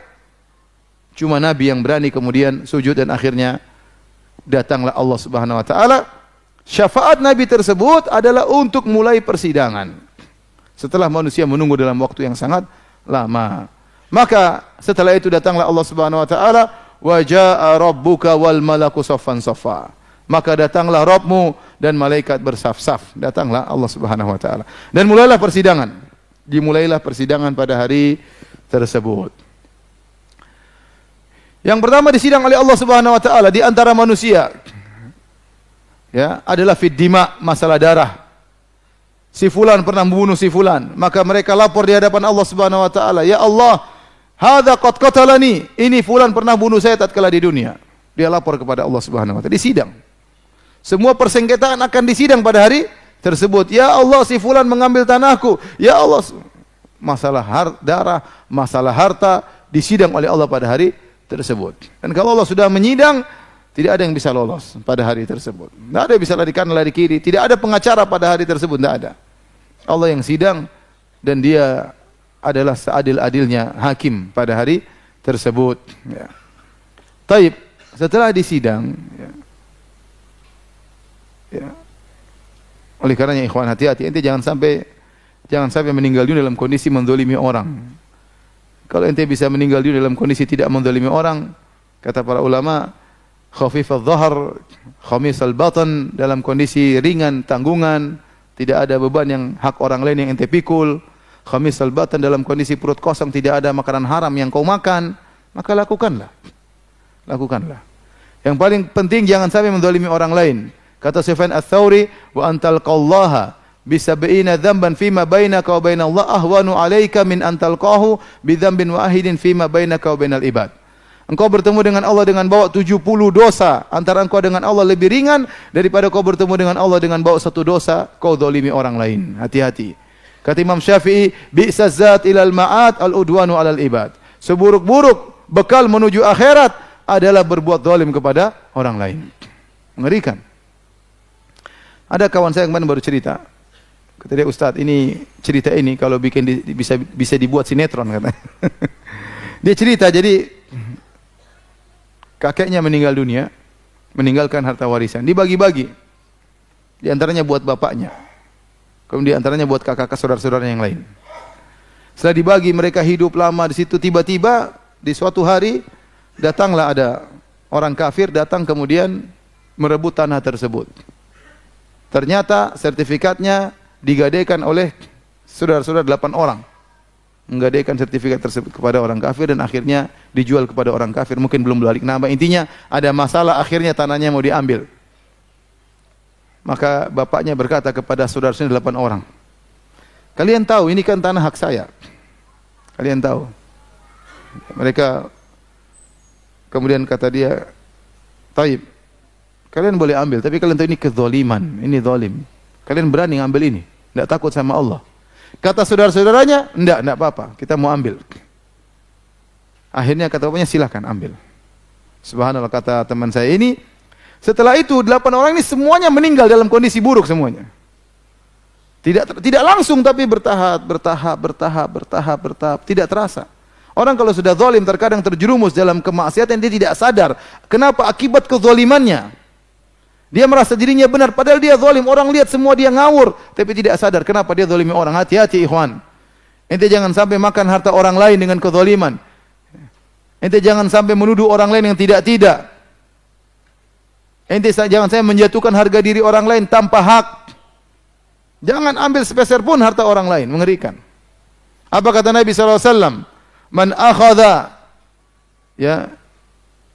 minal ardi shibran zulman, barang siapa yang mengambil tanah orang lain meskipun sejengkal dengan kezaliman, tuwiqahu yaumal qiyamati sab'a aradin, maka dia akan dipikulkan 7 lapis bumi pada hari kiamat kelak. 1 jengkal dia ambil tanah orang. Lagi dengan matok tanah orang 1 hektar, mengerikan. 1 jengkal saja dia akan binasa. 1 binasa. Nabi SAW mengatakan barang siapa yang mengambil sepeser harta saudaranya, dia akan masuk neraka jahanam. Maka sahabat berkata, walau qadhiban min arak, ya Rasulullah, meskipun hanya 1 siwak, 1 batang siwak. Kata Nabi, walau qadhiban min arak, meskipun hanya 1 siwak. Hati-hati.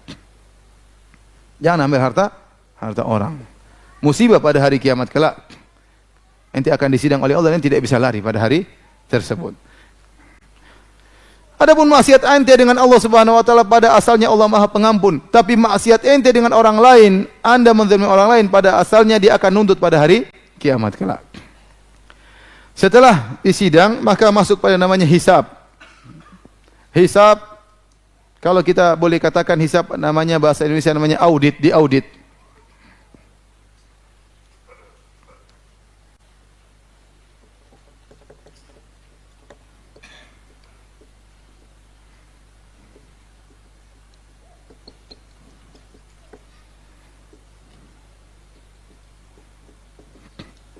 Hisab ada dua. Kalau kita mau artikan bahasa Indonesia, itu Allah mengaudit, ya. Diperiksa. Tujuan hisab adalah untuk mengklasifikasikan. Tujuannya untuk mengklasifikasikan.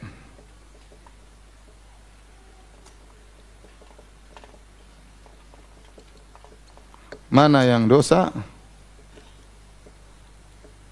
mana yang pahala. Dosa mana yang pahala. Saya beberapa waktu silam saya mengisi tentang hisab di teman-teman di kantor pajak. Saya bilang, ente hati-hati ente. Ngaudit orang, ente diaudit nanti oleh Allah pada hari kiamat kelak. Mengerikan ya. Ini ya. Nah, hisab ada dua, ya, ada namanya hisab yasir, hisaban yasiran, ya. Allah, Nabi SAW pernah berdoa, Allahumma hasibni hisaban yasiran. Ya Allah, hisablah aku dengan hisab yang ringan. Allah sebut dalam Al-Quran, fa amman utiya kitabahu biyaminihi fasawfa yuhasabu hisaban yasira. Adapun orang yang diberikan catatan amal dengan tangan kanannya, maka dia akan dihisab dengan hisab yang ringan, ya. Akan dihisab dengan hisab yang ringan. Wa amman utiya kitabahu bishimali. Adapun orang yang diberikan catatan amal dengan tangan kirinya, ya. Fasawfa yad'u subura, ya. Wara'a dhahri. Adapun orang dihisab dengan diberikan catatan amalnya dari belakang, fasawfa yad'u subura, maka dia akan menyeru dengan kecelakaan. Taib, hisab yasir ini untuk orang yang beriman. Adapun metodenya, Allah Subhanahu wa taala yudinil mu'min, Allah dekatkan seorang mukmin antara Allah dengan dia saja. Kemudian fayadha'u ala kanafihi, kemudian Allah sembunyikan dia daripada khalayak, tidak ada yang lihat, hanya dia dengan Allah Subhanahu wa taala. Setelah itu Allah buka catatan amalnya. Allah mengatakan, bukankah kau pernah melakukan demikian dan demikian? Allah tampakkan sebagian dosa-dosanya. Maka dia berkata, na'am ya Rabb, benar ya Allah. Kau pernah begini? Na'am ya Rabb, benar. Ya. Kemudian dia mengakui dosa-dosanya. Setelah itu Allah berkata, ya, waqad satartuhu 'alaika fid dunya. Waktu di dunia aku menutupi aibmu ini, dan sekarang aku akan ampuni dosa-dosamu. Ini namanya hisaban yasiran. Kata para ulama, hisaban yasiran, hisab yang ringan, tidak semua dibongkar oleh Allah Subhanahu wa taala. Allah hanya kasih sampel-sampel, kemudian Allah ampuni. Semoga kita dihisab dengan hisab yang ringan. Yang lebih enak lagi, tidak usah dihisab, langsung masuk surga. Ya, kemarin ada kawan cerita, dia mau menikah lagi, maka dia laporkan ke istrinya, sayang saya mau nikah lagi. Kata istrinya, dia kira istrinya mau marah, mau apa, kata istrinya, tidak apa-apa. Masya Allah, tidak apa-apa, tapi syaratnya kau doakan saya supaya saya masuk surga tanpa hisab. Kalau cuma syaratnya gitu gampang ya. Tapi ini hisab, kalau orang hisab ini mengerikan. Kalau orang bisa masuk surga tanpa hisab, Masya Allah, luar biasa. Ya. Tapi paling tidak kalau kita dihisab, maka hisaban apa? Yasiran, hisab yang ringan. Tidak dipermalukan di hadapan khalayak. Hisab cuma sekilas, kemudian Allah ampuni. Adapun yang kedua, munaqasyah. Munaqasyah ini Allah hisab dengan detail, sebagaimana penjelasan Ibnu Hajar rahimahullah taala. Yang itu kata Nabi SAW, manukishal hisab uzib. Barang siapa dimunaqasyah di sidang oleh Allah Subhanahu wa taala, uzib, maka dia akan tersiksa. Dia tersiksa tatkala dihisab dengan detail. Ini orang-orang pelaku maksiat, ya, dihisab dengan hisab yang detail. Dia akan tersiksa dari dua sisi. Pertama, tersiksa tatkala dibongkar aib-aibnya. Ya. Yang kedua, disiksa nanti akan dimasukkan dalam neraka jahanam. Dan antum tahu apa yang antum dihisab? Harta ente akan dihisab. Amal ente akan dihisab, ya. Lan tazula qadama 'abdin hatta yus'al an arba'.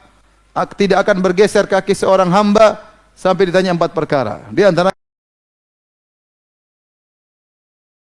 an umri fima afnah, wa an syababihi fima ablah.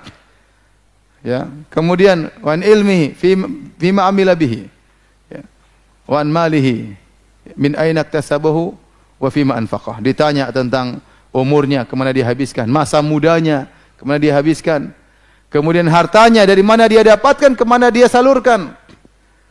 Ya. Ditanya tentang amalnya, ilmunya, apa yang dia amalkan. Setiap hari belajar apa yang sudah kita amalkan, ditanya oleh Allah Subhanahu wa taala. Yakin itu dihisab. Harta yang kita peroleh ditanya dari mana kau dapatkan, kemana kau habiskan. Betapa banyak orang binasa dari pertanyaan pertama. Dari mana kau dapatkan harta? Sudah binasa banyak orang dengan cara haram, dengan cara ini menipu, berbohong, manipulasi dan macam-macamnya. Ya. Yang kedua, kalaupun dia dapat harta yang halal, di mana dia habiskan? Wah, ini juga jawabnya susah ini. Buat beli ini, buat nggak ada yang manfaatnya, macam-macam, jalan sana, jalan sini, ngabisin ini, ngabisin. Ini juga setengah mati jawabannya.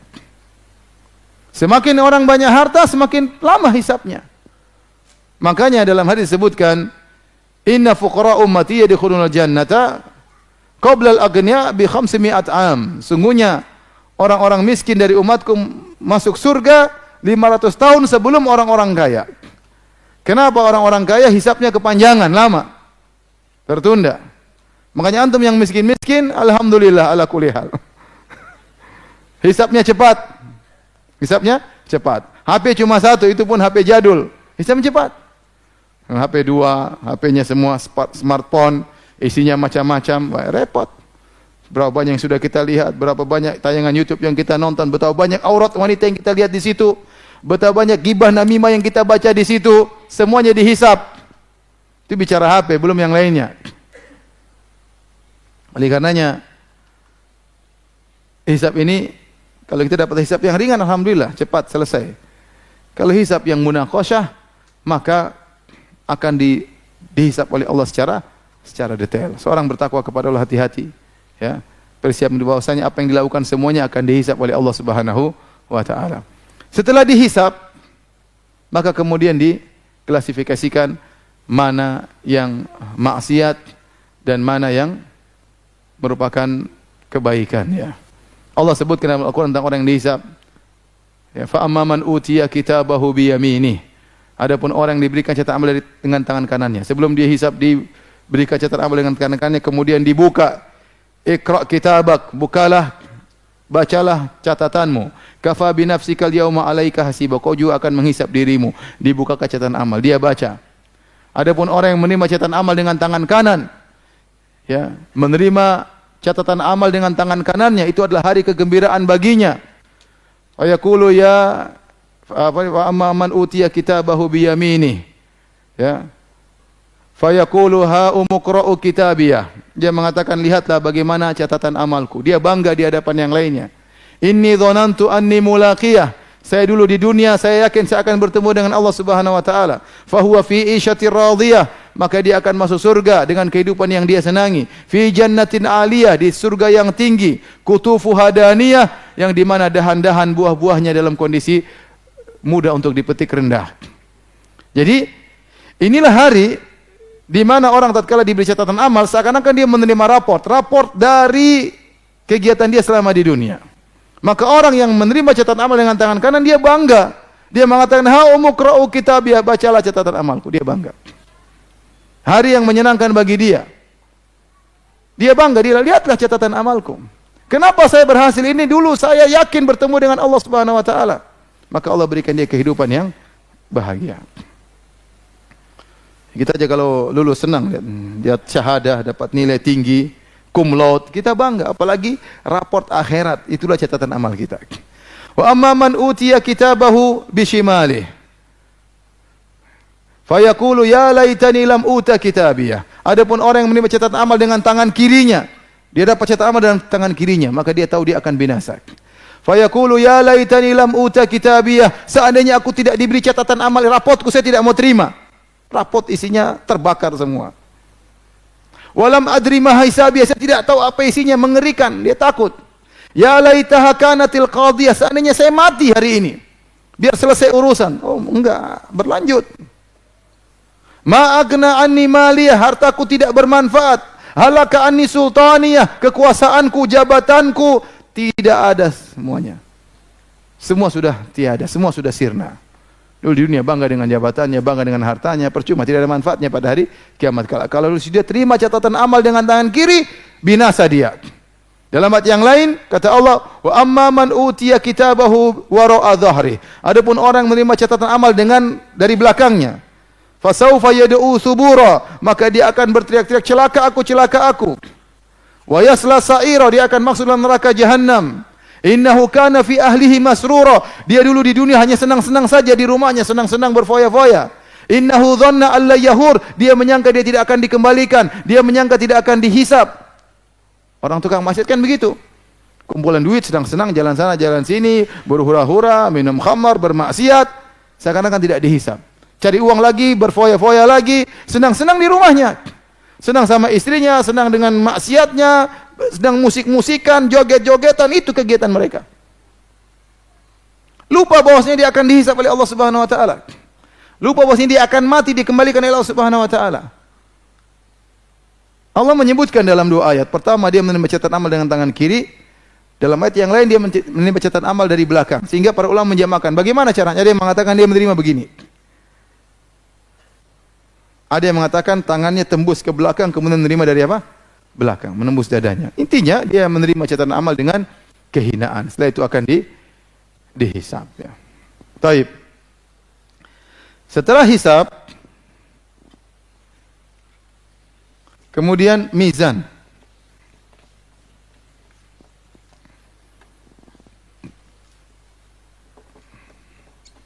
Mizan, timbangan. Timbangan Allah Subhanahu wa taala memiliki dua sifat. Yang pertama sangat detail.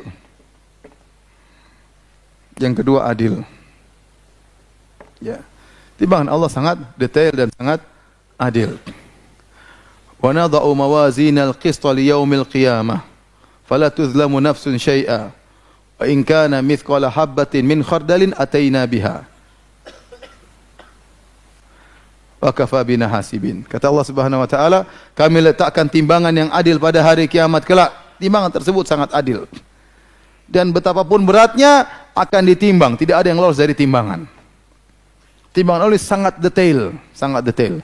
Makanya Allah mengatakan, "Wa may ya'mal mithqala dzarratin khairan yarah." Barang siapa melakukan amal kebajikan meskipun sebesar zarrah, dia akan lihat hasilnya, akan ditimbang oleh Allah.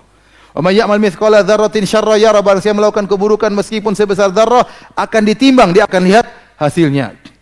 Apa kata Luqman kepada anaknya? "Ya bunayya, innaha in takum mithqala habbatin min khardalin fatakun fi sakhratin aw fis samawati aw fil ardi ya'ti biha Allah. Innallaha latifun khabir." Wahai putraku, kalau kau punya amal meskipun kecil sebesar biji sawi, tersimpan dalam batu, tidak ada yang bisa lihat, dalam batu tengah-tengah, atau kau lemparkan ke angkasa sana di langit, tidak ada yang lihat, atau kau benamkan dalam bumi, enggak ada yang lihat, ya'ti biha Allah, Allah akan datangkan pada hari kiamat, akan ditimbang.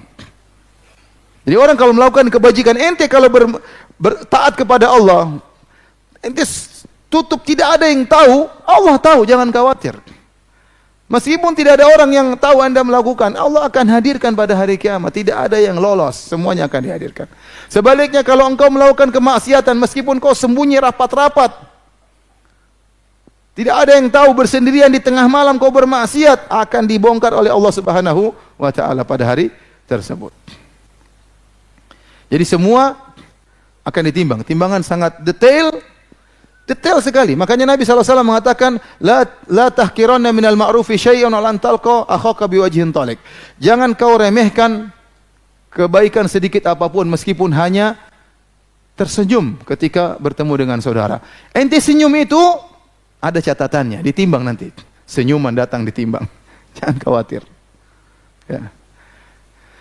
Fattaqun nar walau bisyaqqit tamrah. Takutlah kepada neraka, jagalah dirimu dari neraka jahanam meskipun hanya menyumbang setengah korma. Kalau enggak punya apa kecuali setengah korma, sumbang.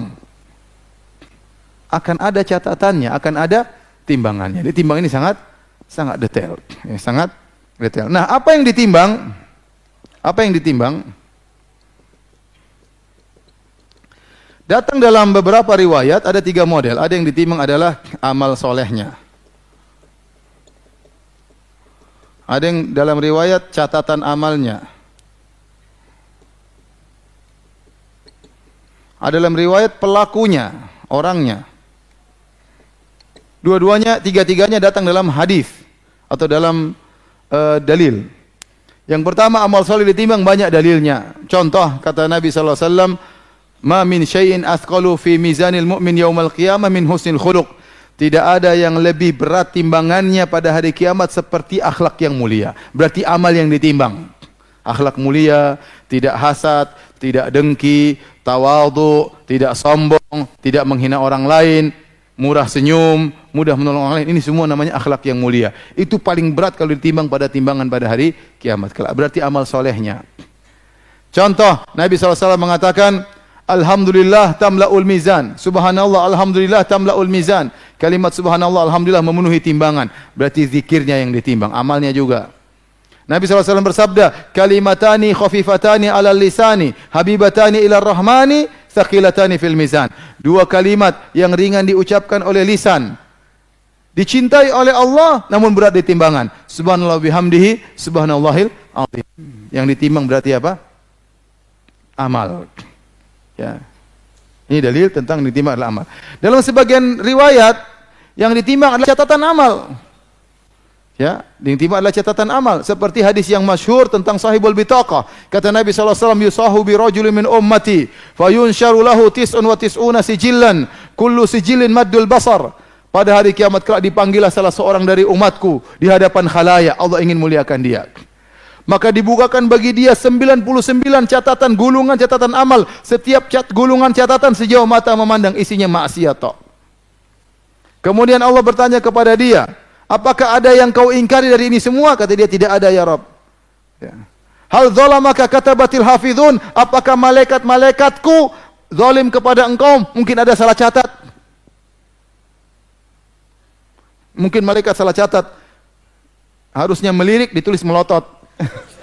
Enggak, malaikat detail tulisnya. Ada yang salah catat? Enggak ya Allah. Ada yang salah? Enggak. Udah ketakutan dia. Maka kata Allah, innaka lan tudzlamal yaum. Hari ini kau tidak akan dizalimi. Maka dikeluarkan bagi dia bitaqah, tertulis la ilaha illallah Rasulullah. Satu bitaqah. Maka dia berkata, ya Allah, ya Rabbi, aina hadhil bitaqat? Aina hadhil bitaqah min hadhi sijillat? Ya Rabbku, apa pengaruhnya kartu ini dengan catatan amal maksiat yang begitu banyak?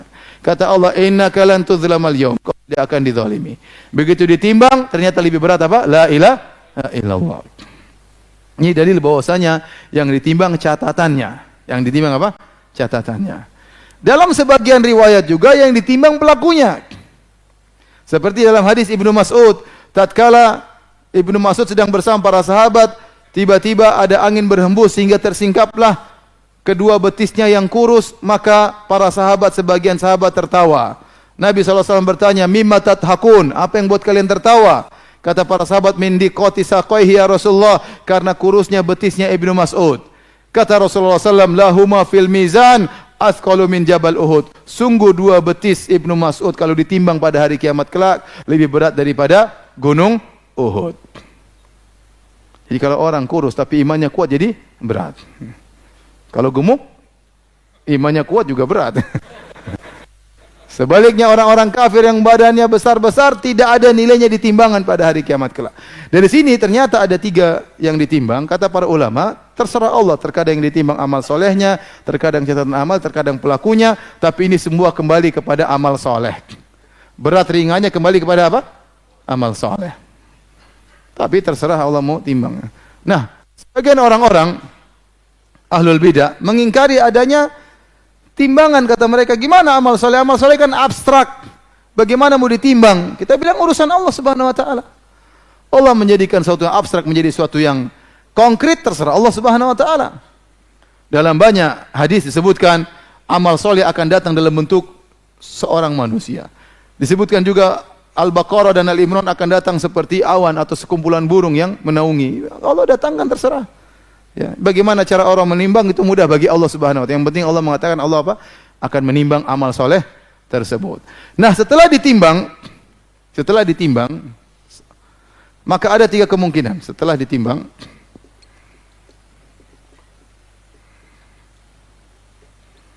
ada tiga kemungkinan.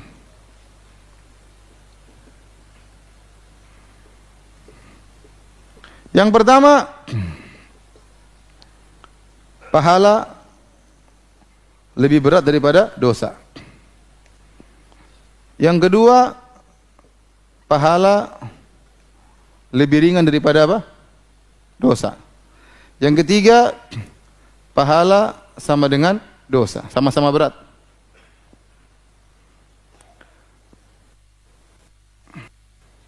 Adapun kalau pahala lebih berat daripada dosa, fa amma man thaqulat mawazinuh fa huwa fi 'ishatir radhiyah. Barang siapa yang pahalanya lebih besar daripada dosa, maka dia akan masuk apa? Surga. Wa amma man khaffat mawazinuh, adapun yang pahalanya lebih ringan daripada dosa, fa ummuhu hawiyah. Tempat nerakanya tempat kembalinya ke mana? Hawiyah. Wa ma adraka ma hiya narun hamiyah. Narun hamiyah. Neraka jahanam yang dipanaskan. Neraka. Timbang. Setelah dihisab, diklasifikasi, timbang, ternyata lebih ringan pahala daripada dosa. Maka masuk apa? Neraka jahanam. Orang kalau pahalanya lebih ringan dosa, ini orang keterlaluan. Orang kebangetan. Parah.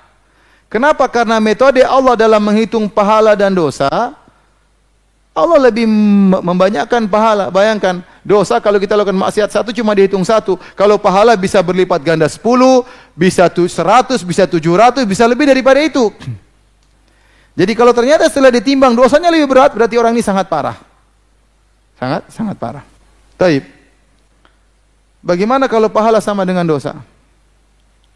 Kalau pahala sama dengan dosa, ini yang disebut dengan Ashabul A'raf.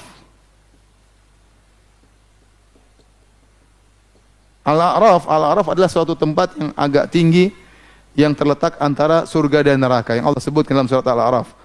Wa bainahuma hijab wa 'alal a'rafi rijalun ya'rifuna kullan bisimahum wa nadaw ashabal jannati an salamun alaikum lam yadkhuluha wa hum yatma'un. Mereka berada di antara surga dan neraka. Kemudian mereka melihat penghuni surga, ditahan mereka, nasibnya tidak tahu. Kenapa? Karena pahala sama dengan dosa. Kebajikan sama dengan kemaksiatan. Mereka melihat penghuni surga. Ya. Salamun alaikum, kata mereka, keselamatan kepada kalian wahai penghuni surga. Lam yadkhuluha wa hum yatma'un. Mereka tidak masuk surga padahal mereka ingin masuk surga. Wa idza surifat absaruhum tilqa ashabin nari. Tiba-tiba mereka dipalingkan melihat kepada penghuni neraka jahanam. Mereka berkata, Rabbana la taj'alna ma'al qaumi dzalimin. Ya Rabb kami, jangan masukkan kami bersama orang-orang neraka. Mereka ditahan oleh Allah dalam waktu yang Allah kehendaki. Setelah itu ujung-ujungnya mereka akhirnya masuk surga. Tapi tidak langsung, mereka ditahan terlebih dahulu. Taib. Ini 3 kemungkinan setelah ditimbang. Kalau sudah tolong dihapus.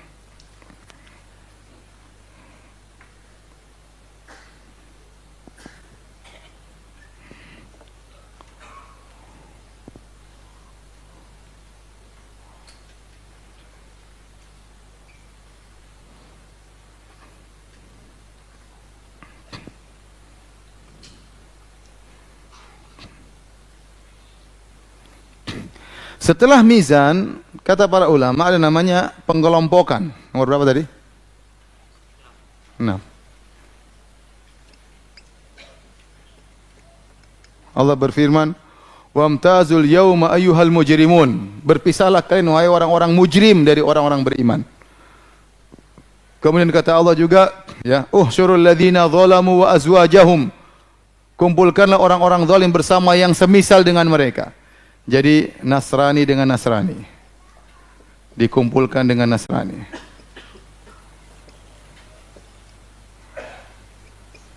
Nanti Yahudi dengan Yahudi, Yahudi dengan Yahudi, ateis dengan ateis dikumpulkan. Ya, semuanya dikumpulkan. Kemudian munafik dengan munafik. Ya, bahkan sebenarnya mengatakan detail, koruptor dengan koruptor dikumpulkan. Pezina dengan apa? Pezina. Tukang main judi dengan tukang main judi, ya, dikumpulkan berkelompok-kelompok. Syurul ladzina zalamu wa azwajahum, kumpulkan orang-orang zalim bersama yang semisal-misal mereka. Kata dalilnya, berarti dikumpulkan bersama masing-masing, ya, yang bertakwa dengan bertakwa, yang hafidz Quran dengan hafidz Quran. Dikumpulkan sesuai dengan apa? Yang dermawan dengan dermawan. Baik, ya, orang-orang zalim dikumpulkan dengan jenis kezaliman mereka. Setelah itu, setelah pengelompokan, baru namanya zulmah, kegelapan. Tiba-tiba gelap seluruhnya. Setelah kegelapan, mereka disuruh lewat sirat. Disuruh melewati sirat. Sirat kira-kira begini ya, apa sekedar ilustrasi. Jadi misalnya ini neraka jahanam. Neraka.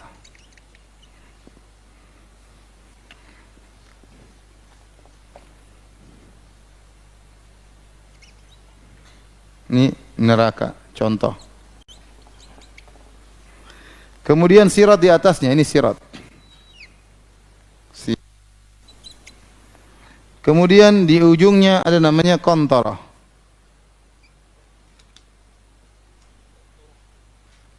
Kemudian setelah itu surga di sini.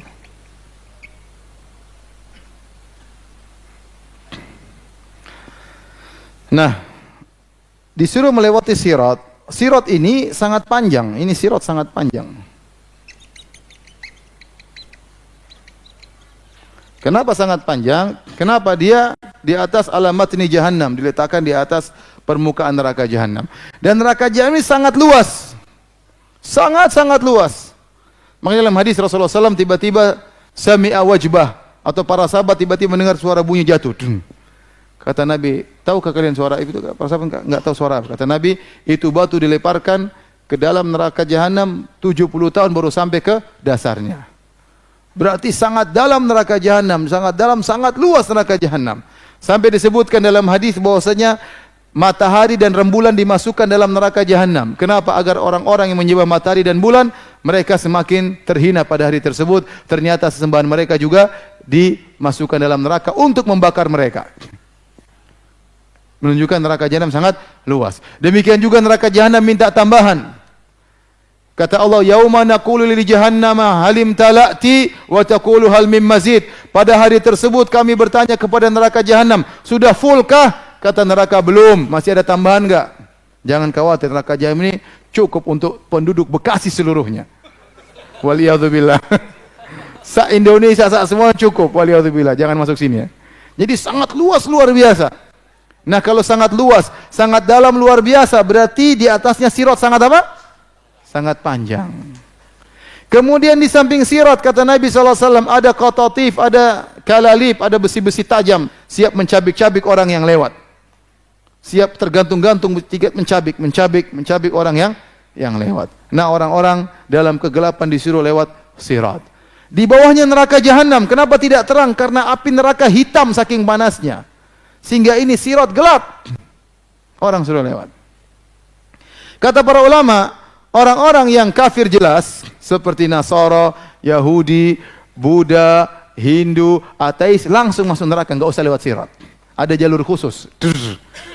Langsung masuk apa? Neraka jahanam. Yang disuruh lewat sirat cuma dua, orang yang KTP-nya Islam.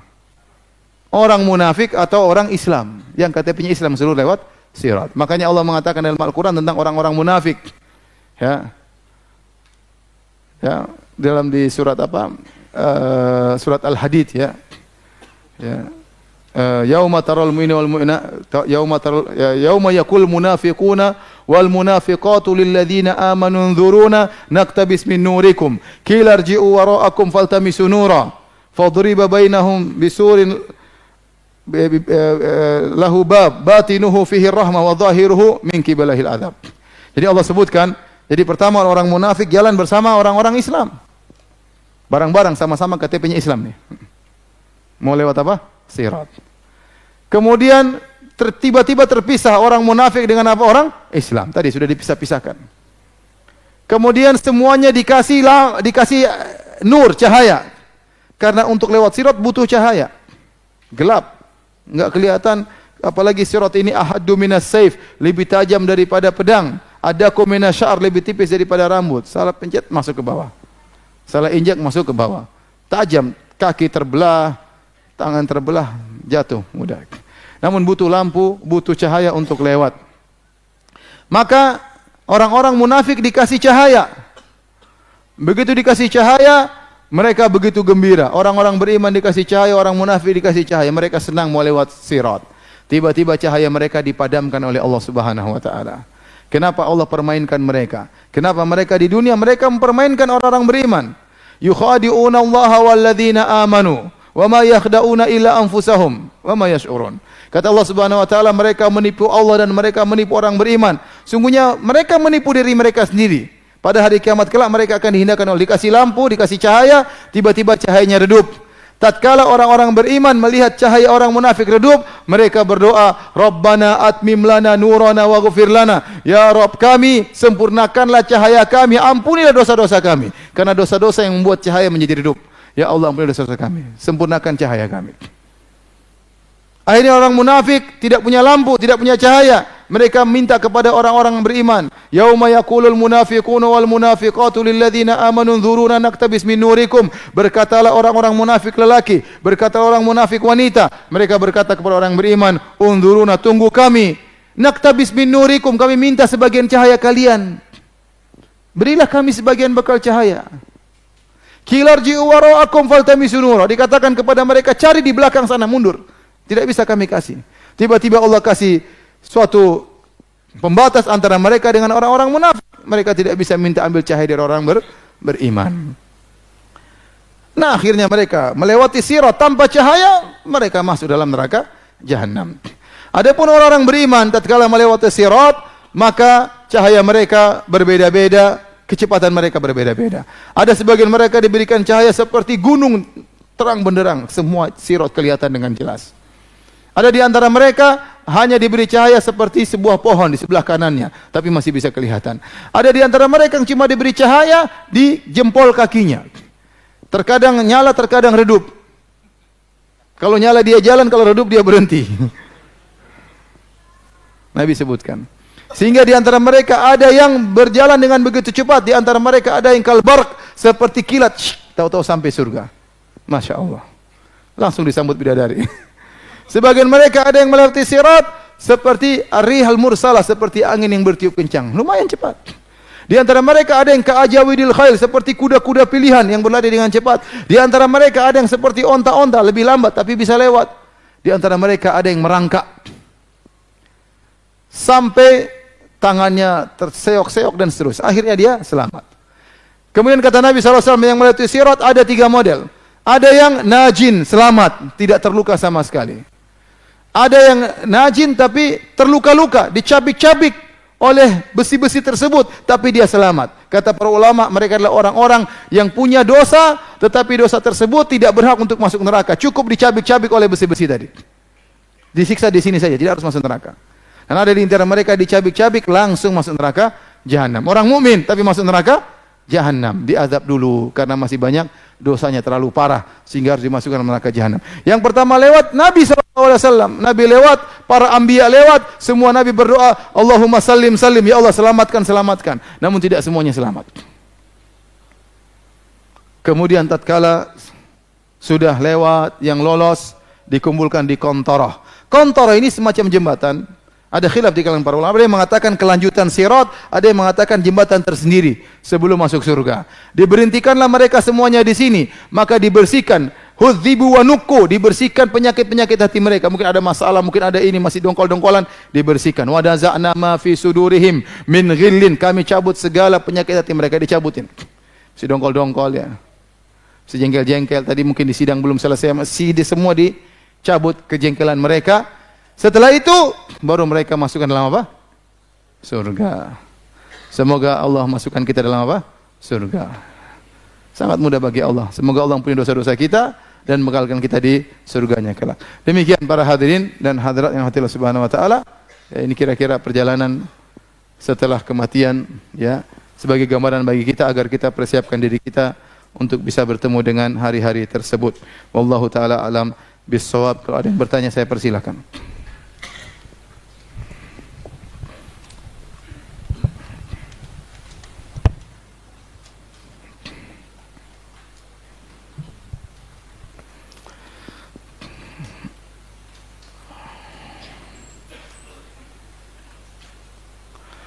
Ustaz, saya mau bertanya, seorang wanita berziarah ke makam suaminya kadang sebulan sekali, kadang 2 bulan, apakah termasuk dalam larangan Rasulullah perempuan tidak boleh sering berziarah? Ini masalah khilafiyah.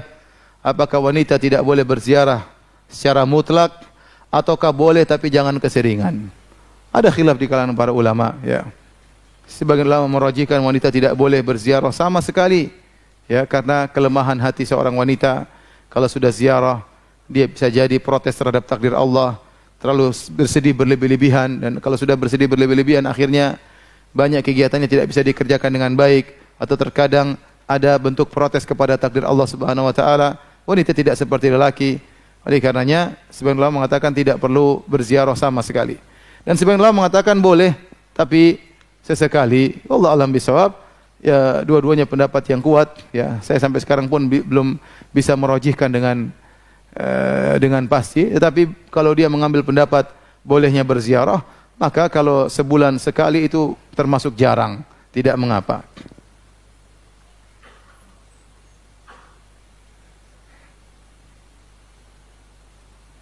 Kita sangat ingin menyelesaikan semua urusan kita dengan orang lain agar terhindar dari kisos di akhirat. Tapi mungkin kita lupa kezaliman apa saja yang telah kita lakukan sama orang. Apakah dengan minta maaf secara umum kepada seorang akan menghapuskan semua kezaliman kita kepada orang tersebut? Atau ada kata-kata yang khusus dari dalil sehingga kita terhindar dari kisos? Itulah, makanya kalau kita melakukan maksiat, kita harus ingat, jangan sampai kita lupa, ya. Tapi kalau kita ragu sama seorang, kayaknya kita pernah zalimi dia, tapi apa? Kita datang kepada dia. Ya ukhti, saya kayaknya mungkin pernah salah, saya lupa saya salah sama apa. Apakah engkau ingat? Ya. Kalau dia bilang saya tidak ingat, tolong maafkan saya kalau saya punya salah. Tidak apa-apa. Ya, kalau kita memang ada seorang yang kita ragu kita pernah punya salah mungkin sama dia, kita datang kepada dia secara khusus dan kita minta maaf juga secara khusus.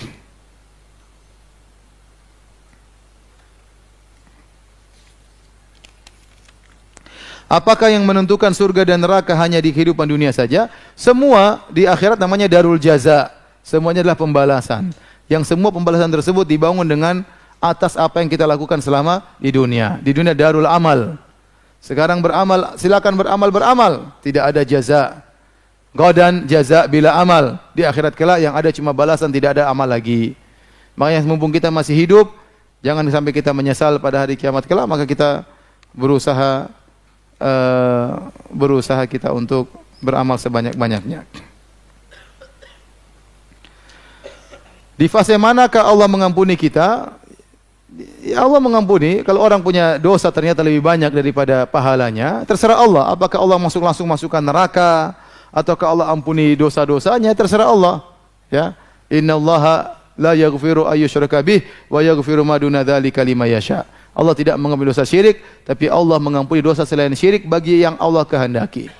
Kalau bisa jadi seorang secara perhitungan dosanya lebih banyak daripada pahala, tapi Allah ampuni, selesai urusan. Itu terserah Allah Subhanahu wa taala. Terus kalau dia pun masuk neraka, nanti dapat syafaat, itu urusan belakangan. Syafaat apakah dari Nabi sallallahu alaihi wasallam ataukah dari orang-orang saleh yang lainnya, ataukah syafaat dari Allah langsung, syafaat dari malaikat, itu urusan belakangan.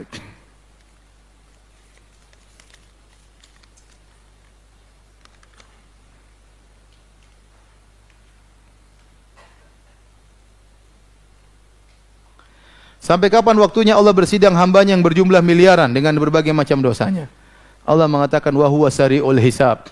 Allah hisabnya sangat cepat.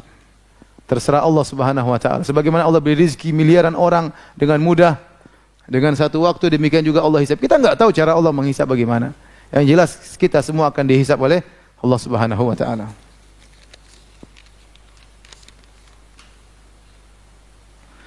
Saya pernah berzina, apakah akan diazab? Kalau kita bertobat kepada Allah, ya, dengan tobat yang nasuh, tobat yang sungguhnya, kata Nabi SAW, at-ta'ibu minadz-dzamb kaman la dzamba lahu. Orang yang bertobat dari dosa seperti tidak ada dosanya. Oleh karenanya orang yang pernah berzina, dia harus menjauhkan dirinya dari sebab-sebab yang menjerumuskan dalam zina. Jaga pandangannya, jaga hubungannya dengan wanita yang tidak haram baginya. Jangan coba-coba lagi masalah seperti itu. Kalau menunjukkan dia benar-benar bertobat kepada Allah Subhanahu wa taala. Adapun setelah itu dia bertobat, dia masih main api, ini kita khawatir, ya. Terjerumus lagi atau terseret-seret ke arah sana, masih kecipratan yang macam zina. Tapi kalau dia benar-benar bertobat kepada Allah, maka Allah akan mengampuni dosanya dan dia tentunya tidak akan diazab.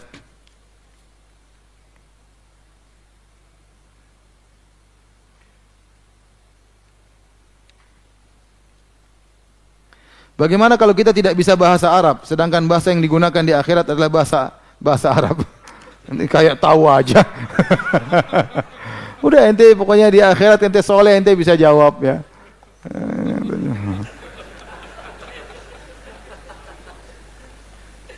Ustadz, apakah masih mengajar di Masjid Nabawi? Seharusnya tidak lagi ya, karena kemarin saya ketemu dengan DKM Masjid Nabawi, mereka mengatakan sedang mengurus adik-adik kelas supaya bisa jadi regenerasi, ya, supaya bisa berjalan pengajian terus. Ya mudah-mudahan ada adik-adik kelas yang bisa melanjutkan biar Masjid Nabawi tidak kosong dari pengajian berbahasa Indonesia.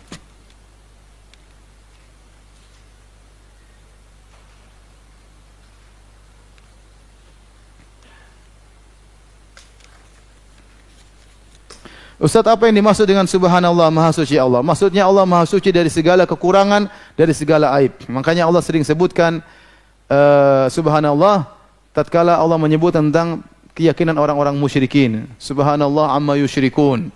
Ya, maksudnya dari kesyirikan mereka. Bagaimana mereka menyembah berhala sementara Allah begitu maha sempurna dan berhala begitu banyak kekurangannya. Allah maha suci dari perkataan orang-orang Nasrani yang mengatakan Allah punya anak. Jadi maha suci Allah maksudnya Allah maha suci dari segala kekurangan dan aib. Adapun orang yang menempelkan aib pada Allah banyak, yang mengatakan Allah capek, mengatakan Allah punya anak, ya, yang menyembah kepada selain Allah, ya, minta rezeki kepada selain Allah.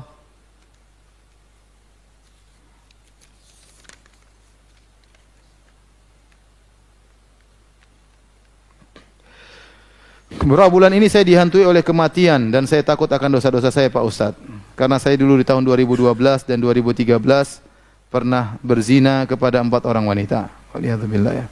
Pertanyaan, apakah dosa saya akan diampuni? Bagaimana salat saya sekarang? Anda kalau sudah pernah berzina, Anda bertobat kepada Allah ya. Segera menikah ya. Jangan lagi, tadi saya katakan, jangan lagi coba-coba bermain api. Jaga pandangan, jangan nonton sembarangan ya. Jangan, pokoknya benar-benar tobat. Orang bertobat kelihatan bagaimana tobat benar atau tidak. Kalau dia bertobat dengan sungguhnya, dosa sebesar apapun akan diampuni oleh Allah Subhanahu wa taala ya.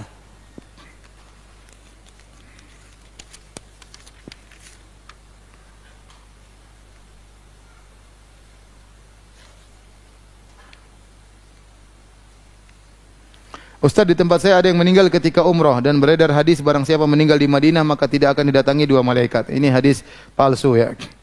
Enggak ada orang akan tidak ada dalil bahwa yang meninggal di Madinah tidak akan didatangi malaikat mungkar dan nakir ya. Enggak.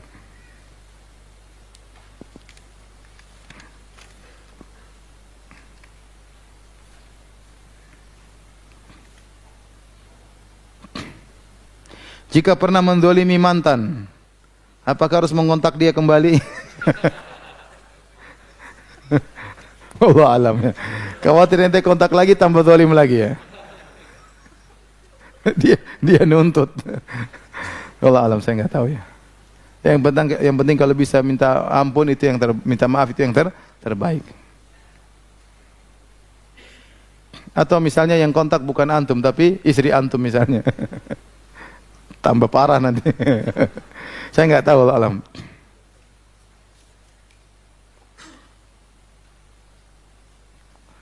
Pak Ustadz, ada orang meninggal tapi matanya tidak bisa ditutup. Kira-kira kenapa? Ya Allah alam ya, saya nggak tahu ya. Tidak ada dalil khusus, kalau tidak tertutup berarti begini, nggak ada.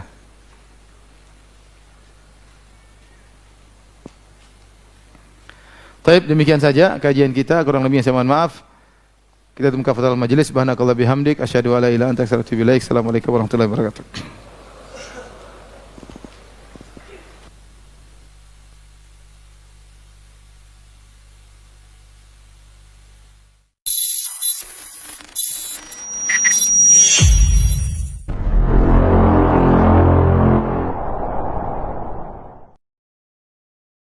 Assalamualaikum warahmatullahi wabarakatuh. Alhamdulillah telah tersedia RBT Ustadz Maududi Abdullah Hafizahullah. Allah hanya undur saudaraku. Allah hanya undur maksiat Anda. Untuk mengaktifkan RBT ini, caranya mudah. Bagi pengguna Telkomsel, ketik Maududi 07, kirim ke 1212 untuk RBT azab yang diundur. Dan ketik Maududi 08, kirim ke 1212 untuk RBT, berhentilah dari riba. Bagi pengguna Excel, ketik Maududi 07, kirim ke 1818 untuk RBT, azab yang diundur. Dan ketik Maududi 08, kirim ke 1818 untuk RBT, berhentilah dari riba. Dan bagi pengguna Indosat, ketik MG spasi Maududi 07, kirim ke 808 untuk RBT, azab yang diundur. Dan ketik MG spasi Maududi 08, kirim ke 808 untuk RBT, berhentilah dari riba.